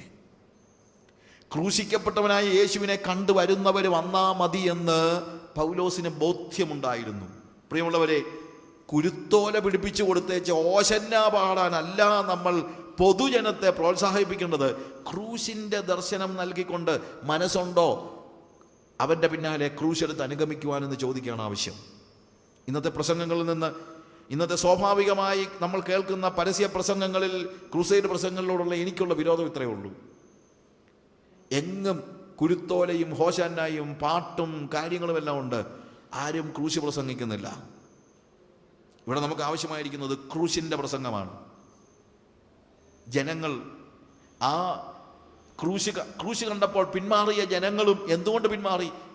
യഥാർത്ഥ മശിഹ ക്രൂശിക്കപ്പെട്ടവനായിരിക്കണം എന്നുള്ള തിരിച്ചറിവില്ലാത്തത് കൊണ്ട്. നിങ്ങളുടെ പ്രമാണികളെ പോലെ തന്നെ നിങ്ങളും എന്ന് പറയുമ്പോൾ ഇറ്റ് ഈസ് ദ പീപ്പിൾ. അപ്പോൾ പ്രമാണിമാരെ അറിവില്ലാത്തത് കൊണ്ടാണ് യേശുവിനെ അനുഗമിക്കാതിരുന്നത്. ജനങ്ങളും യേശുവിനെ അനുഗമിക്കാതിരുന്നതിന്റെ കാരണം എന്താണ്? Because they were ignorant. ഇനി മറ്റുള്ള ആളുകളെ കുറിച്ച് ആലോചിച്ച് നോക്കിയേ. ഹേരോദാവും പീലാത്തോസും അവരും ഇഗ്നറൻസ് കൊണ്ടാണ്. ഹേരോദാവ് യേശുവിനെ കുറിച്ച് എന്ത് മനസ്സിലാക്കി? അവൻ മശീഹാണെന്ന് മനസ്സിലാക്കിയോ? ഇല്ല. ഹേരോദാവ് മനസ്സിലാക്കിയത് അവനൊരു മജീഷ്യനാണെന്നാണ്. അവൻ വല്ല അത്ഭുതവും കാണിക്കും, വല്ല മാജിക്കും കാണിക്കും. ഒരു പെർഫോമറായിട്ടാണ് ഹേരോദാവ് യേശുവിനെ മനസ്സിലാക്കിയത്, ഒരു മിറക്കിൾ പെർഫോമർ. എന്നാൽ ലൂക്കോസിന്റെ സുവിശേഷം 23:8 മുതൽ 11 വരെയുള്ള വാക്യങ്ങളിൽ അത് എഴുതിയിട്ടുണ്ട്. സമയമില്ല, ഞാൻ വായിക്കുന്നില്ല. എന്തുകൊണ്ടാണ് ഹേരോദാവ് അങ്ങനെ മനസ്സിലാക്കാൻ കാരണം? മറ്റൊന്നുമല്ല, ഹേരോദാവ് യേശു എന്ന് പറഞ്ഞില്ലല്ലോ, ഞാനൊരു മിറക്കിൾ വർക്കർ ആണെന്നൊന്നും പറഞ്ഞില്ല. പറഞ്ഞോ? യേശുവിനെ ഹേരോദാവിന് പരിചയപ്പെടുത്തി കൊടുത്തവർ എങ്ങനെയാ പരിചയപ്പെടുത്തിയത്? He is A miracle worker. He performs a lot of miracles. പ്രിയമുള്ളവരെ, യേശുവിനെ ഒരു അത്ഭുത പ്രവർത്തകനായിട്ടും മിറക്കിൾ വർക്കറായിട്ടും പരിചയപ്പെടുത്തി കൊടുത്താൽ അത് മാത്രമേ ജനങ്ങൾ പ്രതീക്ഷിക്കത്തുള്ളൂ. നമ്മുടെ ഇന്നത്തെ ഒരു വലിയ പ്രശ്നം ഇതാണ്. യേശുവിനെ കുറിച്ച് പറയുമ്പോഴെല്ലാം അവൻ ചെയ്ത മിറക്കിൾസ് നമ്മൾ പറയുന്നത്. യേശുവിൻ്റെ മിറക്കിൾസൊക്കെ അവന് മനുഷ്യനോടുള്ള കരുണ കൊണ്ട്, മനസ്സലിവ് കൊണ്ട് അവൻ പ്രവർത്തിച്ചെന്നുള്ളതേ ഉള്ളൂ. ആരെയും വരുത്താനായിട്ട് യേശു ഒരു അത്ഭുതം പ്രവർത്തിച്ചിട്ടില്ല. അത് നിങ്ങൾ മനസ്സിലാക്കണം. യേശുവിൻ്റെ അത്ഭുതങ്ങളെല്ലാം അവൻ്റെ മനസ്സലിവിൻ്റെ പ്രതിഫലനമാണ്. മനസ്സലിവുള്ളവനായ യേശുവിനെ അല്ലല്ലോ നമ്മൾ പരിചയപ്പെടുത്തിയത്, മിറക്കിൾ വർക്കറായ യേശുവിനെയാണ്. അത് നമ്മുടെ പ്രശ്നമാണ്. നമ്മൾ എങ്ങനെ യേശുവിനെ പരിചയപ്പെടുത്തുന്നു? ഹേരോദാവിനെ പരിചയപ്പെടുത്തി കൊടുത്തിരിക്കുന്നത് ഒരു മിറക്കിൾ വർക്കർ എന്ന നിലയിലാണ്. പീലാത്തോസിന്റെ കാര്യം എടുക്കുക. പീലാത്തോസ് യേശുവിനെ നല്ലവനെന്നറിഞ്ഞു, പക്ഷെ മശിഹയെന്നറിഞ്ഞില്ല. അഥവാ മശിഹയെന്നറിഞ്ഞാൽ പോലും അവൻ യഹൂദന്മാരുടെ മശിഹയെന്നറിഞ്ഞു. നല്ലൊരു ശതമാനം ആളുകളുടെയും പ്രശ്നം ഇതാണ്. അവർ യേശുവിനെ അറിയുന്നത് ക്രിസ്ത്യാനികളുടെ ദൈവമെന്നാണ്. അവർ പറയുന്നത് ഞങ്ങൾക്ക് ഞങ്ങളുടെ ദൈവമുണ്ട്, നിങ്ങൾക്ക് നിങ്ങളുടെ ദൈവമുണ്ടെന്ന്. അവർ മനസ്സിലാക്കുന്നില്ല യേശു ഏകസത്യ ദൈവമാണെന്ന്. ആ തിരിച്ചറിവില്ലാത്തത് കൊണ്ടാണ് അവരിൽ പലരും യേശുവിനെ സ്വീകരിക്കാത്തത്. ഇവിടെയാണ് മധ്യസ്ഥതയുടെ ആവശ്യം. കാരണം നമ്മുടെ ചുറ്റുമുള്ള ആളുകൾ യേശുവിനെ സ്വീകരിക്കാത്തതിൻ്റെ, യേശുവിനെ ക്രൂശിക്കാൻ കൊടുക്കുന്നതിൻ്റെ, യേശുവിനെ അംഗീകരിക്കാത്തതിൻ്റെ പ്രധാനപ്പെട്ട കാരണം ഇഗ്നറൻസ് ആണ്. അവർ യേശുവിനെ കുറിച്ച് അറിയുന്നില്ല, അറിയേണ്ടതുപോലെ അറിയുന്നില്ല. ഞങ്ങളുടെ മിഷൻ്റെ കാര്യങ്ങൾ പറഞ്ഞപ്പോഴൊക്കെ ഞങ്ങളുടെ വാട്ട് ഡു വി എക്സ്പെക്ട് എന്നുള്ളതിനകത്ത് ഞങ്ങൾ എഴുതി വെച്ചൊരു കാര്യമുണ്ട്, meaning sharing the gospel to the people of India. Meaning അർത്ഥസമ്പുഷ്ടമായി യേശുവിനെ പരിചയപ്പെടുത്തണം. ഇന്ന് പലപ്പോഴും നമ്മുടെ പ്രസംഗങ്ങളിലും നമ്മുടെ പുസ്തകങ്ങളിലും നമ്മുടെ ട്രാക്റ്റുകളിലും ഒക്കെ നമ്മൾ യേശുവിനെ അർത്ഥസമ്പുഷ്ടമായി പരിചയപ്പെടുത്തുന്നതിൽ പരാജയപ്പെടുന്നു. അർത്ഥസമ്പുഷ്ടമായി, മീനിങ് അതറിയാൻ വയ്യാത്തത് കൊണ്ടാണ് അവരുടെ അജ്ഞതയിൽ യേശുവിനെ ക്രൂശിക്കാൻ വിളിച്ചു പറയുന്നത്, അല്ലെങ്കിൽ യേശുവിനെ അംഗീകരിക്കാൻ തയ്യാറാകാത്തത്. നല്ല ശതമാനം ആളുകൾ യേശുവിനെ കുറിച്ച് അറിഞ്ഞിട്ടില്ല, അറിഞ്ഞത് തെറ്റായിട്ടുമാണ്. ഇന്ത്യയിലെ മിക്കവാറുമുള്ള ഗ്രാമങ്ങളിലൊന്നും യേശുവിനെ കുറിച്ച് ആർക്കും അറിയത്തില്ല. അവരും പാപം ചെയ്യുമ്പോൾ അറിഞ്ഞിട്ടില്ല എന്നുള്ളത് കൊണ്ട് അവരുടെ പാപങ്ങൾ ക്ഷമിക്കപ്പെടത്തില്ല. അവിടെയാണ് അവരറിയേണ്ടതിനുള്ള മധ്യസ്ഥത അഥവാ ഇൻ്റർസെസറി പ്രെയർ അത്യാവശ്യമായിരിക്കുന്നത്. അതുപോലെ അറിഞ്ഞവർ അറിയേണ്ടതുപോലെ അറിഞ്ഞിട്ടുണ്ടോ എന്നുള്ളതാണ് ചോദ്യം. റോമൻ പടയാളികൾ അവരും യേശുവിൻ്റെ ജീവിതത്തിൽ ഇടപെട്ട ഓരോ കാര്യങ്ങളും വെച്ച് നോക്കുമ്പോൾ ശരിക്കും പറഞ്ഞാൽ അവർ അറിവില്ലാത്തതുകൊണ്ടാണ്. പടയാളികളുടെ പ്രത്യേകത എന്താണെന്നറിയാമോ? അവർക്ക് വികാരങ്ങളൊന്നുമില്ല. അവരുടെ ജോലി ചെയ്യുന്നു. അവൻ്റെ മുഖത്ത് തുപ്പിയതും അവനെ അടിച്ചതും അവനെ ചാട്ടവാറ് കൊണ്ട് അടിച്ചതും അവൻ്റെ കയ്യിൽ ആണി അടിച്ചതും ഒന്നും യേശുവിനോട് വ്യക്തിപരമായ വിരോധം ഉണ്ടായിട്ടൊന്നും അല്ല. They were ignorant about what they were doing. അവർ ചെയ്യുന്നത് എന്താണെന്നുള്ളവർക്ക് അറിയില്ല. അവൻ യേശുവാണ്, അവൻ ക്രിസ്തുവാണ്, അവനാണ് രക്ഷകൻ. ഞാൻ അവൻ്റെ കയ്യേൽ ആണിയടിക്കുമ്പോൾ ആണിയടിക്കുന്ന എനിക്ക് വേണ്ടിയാണ് അവൻ മരിക്കുന്നത് എന്നുള്ള ആത്മയാഥാർത്ഥ്യം അവൻ തിരിച്ചറിഞ്ഞില്ല. അതുകൊണ്ടാണ് ഞാൻ പറഞ്ഞത്, ഇൻഡിഫറൻ്റ് ആയിട്ടുള്ള ആളുകൾക്ക് വേണ്ടി നമ്മൾ ഇൻ്റർസീഡ് ചെയ്യണം. അടുത്തതായിട്ട് കള്ളന്മാരായ ആളുകൾ, അവൻ്റെ കൂടെ ക്രൂശിക്കപ്പെട്ട 2 കള്ളന്മാരും അവനെ ദുഷിച്ചു എഴുതിയിരിക്കുന്നത്. അവനോട് കൂടെ തൂക്കിയ ദുഷ്പ്രവൃത്തിക്കാരും അവനെ ദുഷിച്ചു എന്നാണ് എഴുതിയിരിക്കുന്നത്. കാരണം അവർ ചെയ്യുന്നത് എന്തെന്ന് അവർ അറിയുന്നില്ല. പ്രിയമുള്ളവരെ, ഒത്തിരി കാര്യങ്ങൾ ഇതിനെക്കുറിച്ച് നമുക്ക് വീണ്ടും പഠിക്കാനുണ്ട്. നാളെ നമ്മുടെ സെഷനിൽ നമുക്ക് കൂടുതൽ കാര്യങ്ങൾ പഠിക്കാനായിട്ട് കഴിയും. എങ്കിലും ഞാൻ പറയട്ടെ, ഇന്ന് ഒരു സ്പെസിഫിക് കാര്യത്തിന് ഞാൻ ഇമ്പോർട്ടൻസ് കൊടുക്കുകയാണ്. ഒന്ന്, അറിവില്ലായ്മ കൊണ്ട് നഷ്ടപ്പെടുന്ന ജനങ്ങൾക്ക് വേണ്ടി മധ്യസ്ഥത അണയ്ക്കേണ്ട ആവശ്യം മാത്രമേ ഇന്ന് ഞാൻ എംഫസൈസ് ചെയ്യുന്നുള്ളൂ. ബാക്കി കാര്യങ്ങൾ വരുന്നതേ ഉള്ളൂ. ഈ 1-ാമത്തെ തിരുമൊഴിയുടെ തന്നെ ആദ്യത്തെ ഭാഗമാണ് നമ്മൾ പഠിക്കുന്നത്. അറിവില്ലായ്മ കൊണ്ട്, അജ്ഞത കൊണ്ട് യേശുവിനെ നിഷേധിക്കുന്നവരായ ആളുകൾക്ക് വേണ്ടി മധ്യസ്ഥത അണയ്ക്കേണ്ട ആവശ്യം. നമ്മുടെ ചുറ്റുപാട് നോക്കിക്കേ. നിങ്ങളുടെ അയൽവക്കത്തുള്ളവർ അവർ നിങ്ങളെക്കാൾ മോശക്കാരാണെന്ന് നിങ്ങൾ ചിന്തിക്കുന്നുണ്ടോ? ഒരുപക്ഷെ നമ്മെക്കാൾ നല്ലവരായി ജീവിക്കുന്ന എത്രയോ ആളുകൾ നമ്മുടെ ചുറ്റുപാടുമുണ്ട്. ഹിന്ദുക്കളും മുസ്ലിങ്ങളും അവർ മറ്റു മതത്തിൽപ്പെട്ടവരായതുകൊണ്ടെല്ലാം അവരെല്ലാം മോശക്കാരാണെന്ന് നിങ്ങൾ ചിന്തിക്കുന്നുണ്ടോ? ക്രിസ്ത്യാനികളെക്കാൾ നല്ലവരായി ജീവിക്കുന്ന എത്രയോ ആളുകളുണ്ട്, ഇല്ലേ?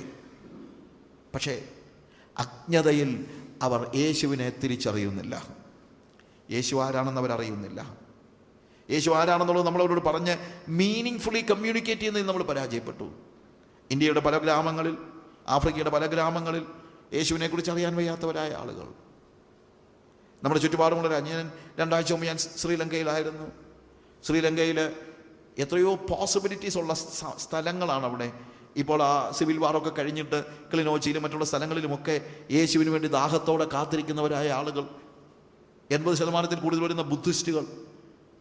അവർ യേശുവിനെ അറിയേണ്ടതുപോലെ അറിഞ്ഞിട്ടില്ല. ശ്രീലങ്ക ഭയങ്കര ഓപ്പണിംഗ് ആണ് നമുക്ക് തരുന്നത്. ഞാൻ താമസിക്കുന്ന ഡാറസ്സലാം ഇസ്ലാമിക് കമ്മ്യൂണിറ്റിയുടെ ഒരു കോട്ടയാണ്. പക്ഷെ നല്ല മനുഷ്യരാ. അവർക്ക് യേശുവിനെ അറിയേണ്ടതുപോലെ അവർ അറിഞ്ഞിട്ടില്ല. യേശുവിനെ അറിയേണ്ടതുപോലെ അറിയാത്ത ജനങ്ങൾ അറിവില്ലായ്മ കൊണ്ട് യേശുവിനെ ക്രൂശിക്കുന്ന സമയത്ത്, യേശുവിനെ നിഷേധിക്കുന്ന സമയത്ത് കർത്താവ് പ്രാർത്ഥിക്കുക, പിതാവേ, ഇവർ ചെയ്യുന്നത് എന്തെന്നറിയായികയാൽ ഇവരോട് ക്ഷമിക്കണമേ. മധ്യസ്ഥത അണയ്ക്കുകയാണ്. മധ്യസ്ഥത കൊണ്ട് പാപം ക്ഷമിക്കപ്പെടുന്നില്ല. പക്ഷേ മധ്യസ്ഥത എന്തിനു വേണ്ടിയാണ്? അവരറിയേണ്ടതിന്. അവരറിയണമെങ്കിൽ നമ്മളവരെ അറിയിക്കണം. അതിനുവേണ്ടി കരയണം. ദൈവസന്നിധിയിൽ ഇഗ്നറൻസ് കൊണ്ട് പാപത്തിൽ ജീവിക്കുന്ന ജനങ്ങൾക്ക് വേണ്ടി കരയണം. നിങ്ങളുടെ കുഞ്ഞുങ്ങൾ ഇഗ്നറൻസ് കൊണ്ടാണ് പാപം ചെയ്യുന്നത്. നിങ്ങളുടെ കുഞ്ഞുങ്ങൾക്ക് വേണ്ടി നിങ്ങൾ കരയണം. നിങ്ങളുടെ അയൽക്കാർ യേശുവിനെ നിഷേധിക്കുന്നത് ഇഗ്നറൻസിൽ നിന്നാണ്. അവർക്ക് വേണ്ടി നിങ്ങൾ കരയണം. അവരോട് നിങ്ങൾ യേശുവിനെ അറിയിക്കണം. ഇന്ത്യയിലെ ജനങ്ങൾ, ലോകത്തിലുള്ള ജനങ്ങൾ, ആഫ്രിക്കയിലെ ജനങ്ങൾ, ശ്രീലങ്കയിലെ ജനങ്ങൾ, നേപ്പാളിലെ ജനങ്ങൾ, ബർമയിലെ ജനങ്ങൾ അവർ യേശുവിനെ നിഷേധിക്കുന്നത് ഇഗ്നറൻസ് കൊണ്ടാണ്. അറിവില്ലായ്മ കൊണ്ട്, അജ്ഞത കൊണ്ട് യേശുവിനെ നിഷേധിക്കുന്ന ജനങ്ങളോടുള്ള സ്നേഹം നിങ്ങളുടെ ഹൃദയത്തിലുണ്ടാകട്ടെ. അവർക്ക് വേണ്ടി കരയുവാനും പ്രാർത്ഥിക്കുവാനും മധ്യസ്ഥത അണയ്ക്കുവാനും യേശു ചെയ്ത അതേ കാര്യം തന്നെ ചെയ്യുവാൻ, പിതാവേ, ആ ജനങ്ങൾക്ക് നിന്നെ അറിയത്തില്ലല്ലോ. എൻ്റെ അയൽപക്കത്തുള്ളവർക്ക് നീ ആരാണെന്നുള്ളത് അറിയേണ്ടതുപോലെ അവർക്ക് അറിയത്തില്ലല്ലോ. എൻ്റെ യേശുവേ, അവരോട് നീ കരുണ കാണിക്കണമേ, നീ നിന്നെ തന്നെ അവർക്ക് വെളിപ്പെടുത്തി കൊടുക്കണമേ എന്ന് നിങ്ങളൊന്ന് പ്രാർത്ഥിക്കുമോ? ഇന്ത്യയിലെ ഗ്രാമങ്ങളിലെ ജനങ്ങൾ യേശുവിനെ അറിയാതെ നശിക്കുന്നത് കൊണ്ട് ആ ഇഗ്നറൻസിൽ കഴിയുന്ന ജനങ്ങൾക്ക് വേണ്ടി നിങ്ങളൊന്ന് പ്രാർത്ഥിക്കുമോ?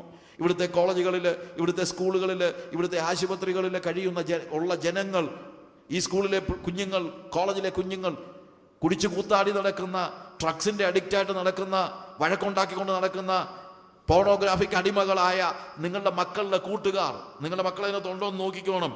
അല്ലെങ്കിൽ പോലും എൻ്റെ കുഞ്ഞുങ്ങളെ കർത്താവ് രക്ഷിച്ചു, പ്രൈസ് ദി ലോർഡ് പറഞ്ഞുകൊണ്ടിരിക്കാനല്ല, നിങ്ങളുടെ കുഞ്ഞുങ്ങളുടെ കൂടെ പഠിക്കുന്ന കുഞ്ഞുങ്ങളുടെ ആത്മാവിൻ്റെ ഉത്തരവാദിത്തം നിങ്ങൾക്കാണുള്ളത്. അവർക്ക് വേണ്ടി ഒന്ന് കരഞ്ഞ് പ്രാർത്ഥിക്കാൻ. അവരെ ഒരു ദിവസം വീട്ടിലൊരു ചായയ്ക്ക് വിളിക്ക്, യേശുവിനെ ഒന്ന് അറിയിച്ചു കൊടുക്കുക. നിങ്ങളുടെ കുഞ്ഞിൻ്റെ സ്കൂളിൽ പഠിക്കുന്ന കൂട്ടുകാരെ നിങ്ങളുടെ വീട്ടിലൊന്ന് വിളിക്ക്. അവർ വരട്ടെ, യേശുവിനെ ഒന്ന് അറിയട്ടെ. യേശുവിന് വേണ്ടി അവർ യേശുവിനെ അറിയേണ്ടതുപോലെ അറിയട്ടെ. ഇല്ലെങ്കിൽ അവർക്ക് വേണ്ടി രാപകലില്ലാതെ മധ്യസ്ഥത അണയ്ക്കുവാൻ നമുക്ക് നമ്മുടെ കണ്ണുകളെ അടയ്ക്കാം. ഒരു നിമിഷം എല്ലാവരും ഒരു നിമിഷം ദൈവസന്നിധിയിൽ ഒന്ന് എഴുന്നേറ്റ് നിന്നാട്ടെ. I just want to see that we are giving our life for intercession. പ്രാർത്ഥനയ്ക്ക് വേണ്ടി, മധ്യസ്ഥതയ്ക്ക് വേണ്ടി നമ്മുടെ ജീവിതത്തെ ഏൽപ്പിച്ചു കൊടുക്കുവാൻ. അജ്ഞത കൊണ്ട് യേശുവിനെ അറിയാതെ യേശുവിനെ നിഷേധിക്കുന്നവരായ ജനങ്ങൾ, യേശുവിനെ ക്രൂശിക്കുന്നവരായ ജനങ്ങൾ, അവർക്ക് വേണ്ടി നിങ്ങളുടെ ജീവിതം ഒന്ന് കൊടുക്കാൻ പിതാവേ, അവർ ചെയ്യുന്നത് എന്തെന്നറിയായികയാൽ അവർക്ക് ഒരു ജ്ഞാനത്തെ നീ നൽകണമേ. നിന്നെ മനസ്സിലാക്കുവാനുള്ള പദ്ധതി, നിന്നെ മനസ്സിലാക്കുവാനുള്ള ഒരു അവസ്ഥ, ഒരു അവസരത്തെ നീ നൽകണമേ കർത്താവേ എന്ന് പ്രാർത്ഥിക്കാൻ. പത്രോസ് പറയുന്ന പോലെ നിങ്ങളുടെ പ്രമാണികളും നിങ്ങളും അറിയായ്മ കൊണ്ട് അവനെ ക്രൂശിച്ചു. നിങ്ങളുടെ അയൽക്കാർ, നിങ്ങളുടെ സ്വന്തം കുഞ്ഞുങ്ങൾ യേശുവിനെ അറിയാത്തവരായതുകൊണ്ട് പാപത്തിൽ കഴിയുന്നു. നിങ്ങളുടെ കുഞ്ഞുങ്ങളുടെ കൂട്ടുകാർ പാപത്തിൽ കഴിയുന്നു. അവരുടെ പാപത്തിന്റെ പരിണിത ഫലം എന്താണെന്നുള്ളത് അവർക്കറിയത്തില്ല.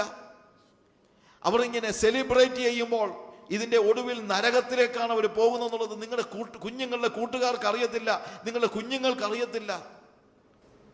അജ്ഞത കൊണ്ട് നരകത്തിലേക്ക് പോകുന്ന ആളുകൾക്ക് വേണ്ടി അവരുടെ അജ്ഞതയിൽ നിന്ന് കർത്താവിനെ വിടുവിക്കേണ്ടതിന്, യേശുവിനെ അറിയിക്കേണ്ടതിന് ഒരു മധ്യസ്ഥത അണയ്ക്കാൻ നിങ്ങൾ തീരുമാനമെടുക്കുമോ? വെറുതെ പ്രാർത്ഥിക്കുക മാത്രമല്ല, ഒരു വ്യക്തിയുടെ ജീവിതത്തിൽ ഏറ്റവും വലിയ 2 സൗഭാഗ്യങ്ങളാണുള്ളത്. ഒന്ന്, knowing Jesus. 2, make him non. 1, യേശുവിനെ അറിയുക. 2, യേശുവിനെ അറിയിക്കുക. ഈ 2 കാര്യങ്ങളാണ് ജീവിതത്തിലെ ഏറ്റവും വലിയ സൗഭാഗ്യങ്ങൾ എന്ന് പറയുന്നത്. എത്ര പേര് ദൈവസന്നിധിയിൽ പറയും, കർത്താവേ, മധ്യസ്ഥതയ്ക്ക് വേണ്ടി എന്നെ നീ ഒരുക്കണമേ. അജ്ഞത കൊണ്ട് നരകത്തിലേക്ക് ത്വരിതഗമനം ചെയ്യുന്ന എൻ്റെ ചുറ്റുമുള്ള ജനങ്ങൾക്ക് വേണ്ടി കരയാനും, അവർ യേശുവിനെ അറിയേണ്ടതുപോലെ അറിയാത്തത് കൊണ്ടാണല്ലോ. പീലാത്തോസ് യേശുവിനെ നല്ലവനായിട്ട് അറിഞ്ഞു, പക്ഷെ മശിഹയായിട്ട് അറിഞ്ഞില്ല. അറിഞ്ഞപ്പോൾ അവൻ പറഞ്ഞു, അവൻ യഹൂദന്മാരുടെ മശിഹ. അതവൻ എഴുതി വെച്ചത്. നസറായനായ യേശു യഹൂദന്മാരുടെ രാജാവ്. എൻ്റെ രാജാവെന്നവൻ പറഞ്ഞില്ല, അവൻ പറഞ്ഞു അവൻ യഹൂദന്മാരുടെ രാജാവ്. നമ്മുടെ ചുറ്റുമുള്ള ജനങ്ങൾ പറയുന്നതാണ്, അതെ, നിങ്ങളുടെ ദൈവം യേശു, നിങ്ങളുടെ ദൈവം. അവരറിയുന്നില്ല യേശുവാണ് അവരുടെയും ദൈവമെന്ന്. അവരജ്ഞതയിൽ കഴിയുകയാണ്. അവർ ചെയ്യുന്നത് എന്തെന്നറിയായികയാൽ അവർക്ക് നീ ഒരു അവസരം കൊടുക്കണമേ. ഹല്ലേലൂയ. കരങ്ങളെ ഉയർത്തി ദൈവസന്നിധിയിൽ ഒരു നിമിഷം നമ്മുടെ സ്വന്തം കുഞ്ഞുങ്ങൾക്ക് വേണ്ടി ഒരു നിമിഷം ഒന്ന് പ്രാർത്ഥിക്കാം. കർത്താവേ, എൻ്റെ കുഞ്ഞുങ്ങൾ യേശുവിനെ അറിയേണ്ടതുപോലെ അറിഞ്ഞിട്ടില്ല. ഹല്ലേലൂയ. എൻ്റെ കുഞ്ഞുങ്ങൾ യേശുവിനെ അറിയേണ്ടതുപോലെ അറിഞ്ഞിട്ടില്ല. ഒരു പേഴ്സണൽ എൻകൗണ്ടർ അവർക്ക് പലർക്കും ഉണ്ടായിട്ടില്ല കർത്താവേ. അവർ വാക്യമൊക്കെ പറയുന്നുണ്ട്, പക്ഷേ യേശുവിൻ്റെ ആത്മമണവാളൻ എന്ന് പറയത്തക്ക രീതിയിലുള്ള ഒരു ബന്ധത്തിലേക്ക് അവർ വന്നിട്ടില്ല കർത്താവേ. അവരോട് നീ ക്ഷമിക്കണമേ, എൻ്റെ കുഞ്ഞുങ്ങളോട് നീ ക്ഷമിക്കണമേ. യോബ് പ്രാർത്ഥിച്ചതുപോലെ ഒരു നിമിഷം നിങ്ങളൊന്ന് കരഞ്ഞ് പറ, കർത്താവേ, എൻ്റെ കുഞ്ഞുങ്ങളോട് നീ ഒന്ന് ക്ഷമിക്കണമേ. അവർ ചെയ്യുന്നത് എന്തെന്നറിയായികയാൽ അവരോട് ക്ഷമിക്കണമേ. നിന്നെ അറിയേണ്ടതുപോലെ അറിയുവാൻ തക്കവണ്ണം അവർക്കൊരു അവസരം കൊടുക്കണമേ. നിങ്ങളുടെ അയൽക്കാർക്ക് വേണ്ടി ഒന്ന് പറ, നിങ്ങളുടെ കുഞ്ഞുങ്ങളുടെ കൂട്ടുകാർക്ക് വേണ്ടി ഒന്ന് പറ, കർത്താവേ, നിന്നെ അറിയേണ്ടതുപോലെ അറിയുവാൻ നീ ഒരു അവസരം കൊടുക്കണമേ അപ്പാ. കർത്താവ് നമ്മളെ മധ്യസ്ഥതയ്ക്ക് വേണ്ടി വിളിക്കുകയാണ്. അറിവില്ലായ്മ കൊണ്ട് പാപത്തിലേക്ക് വീണു പോകുന്ന ജനങ്ങൾക്ക് വേണ്ടി കരയുവാൻ ഇന്ന് രാത്രിയിൽ കർത്താവ് നിങ്ങളെ വിളിക്കുകയാണ്. ഇന്ത്യയിലെ 6 ലക്ഷം ഗ്രാമങ്ങളിൽ യേശുവിനെ അറിയാത്തവരായി ജനങ്ങൾ നരകത്തിലേക്ക് പോയിക്കൊണ്ടിരിക്കുമ്പോൾ കർത്താവേ, അറിവില്ലായ്മ കൊണ്ട് അവരത് ചെയ്യുന്നത് അവരോട് ക്ഷമിക്കണമേ, അവരെ അറിവിലേക്ക് നയിക്കണമേ, അവരെ ജ്ഞാനത്തിലേക്ക് നയിക്കണമേ, നീ യഥാർത്ഥ ദൈവം എന്നുള്ള വെളിപ്പാട് അവർക്ക് നൽകണമെന്നൊന്ന് പ്രാർത്ഥിക്കുമോ? നമ്മുടെ അയൽ രാജ്യങ്ങളായ ബർമയിലും ശ്രീലങ്കയിലും നേപ്പാളിലും ഭൂട്ടാനിലും ജനങ്ങൾ യേശുവിനെ അറിയാത്തവരായി ജീവിക്കുമ്പോൾ അറിവില്ലായ്മ കൊണ്ട് അവർ ചെയ്യുന്നത് അവരോട് ക്ഷമിക്കണമേ എന്നൊന്ന് മധ്യസ്ഥത അണയ്ക്കുമോ?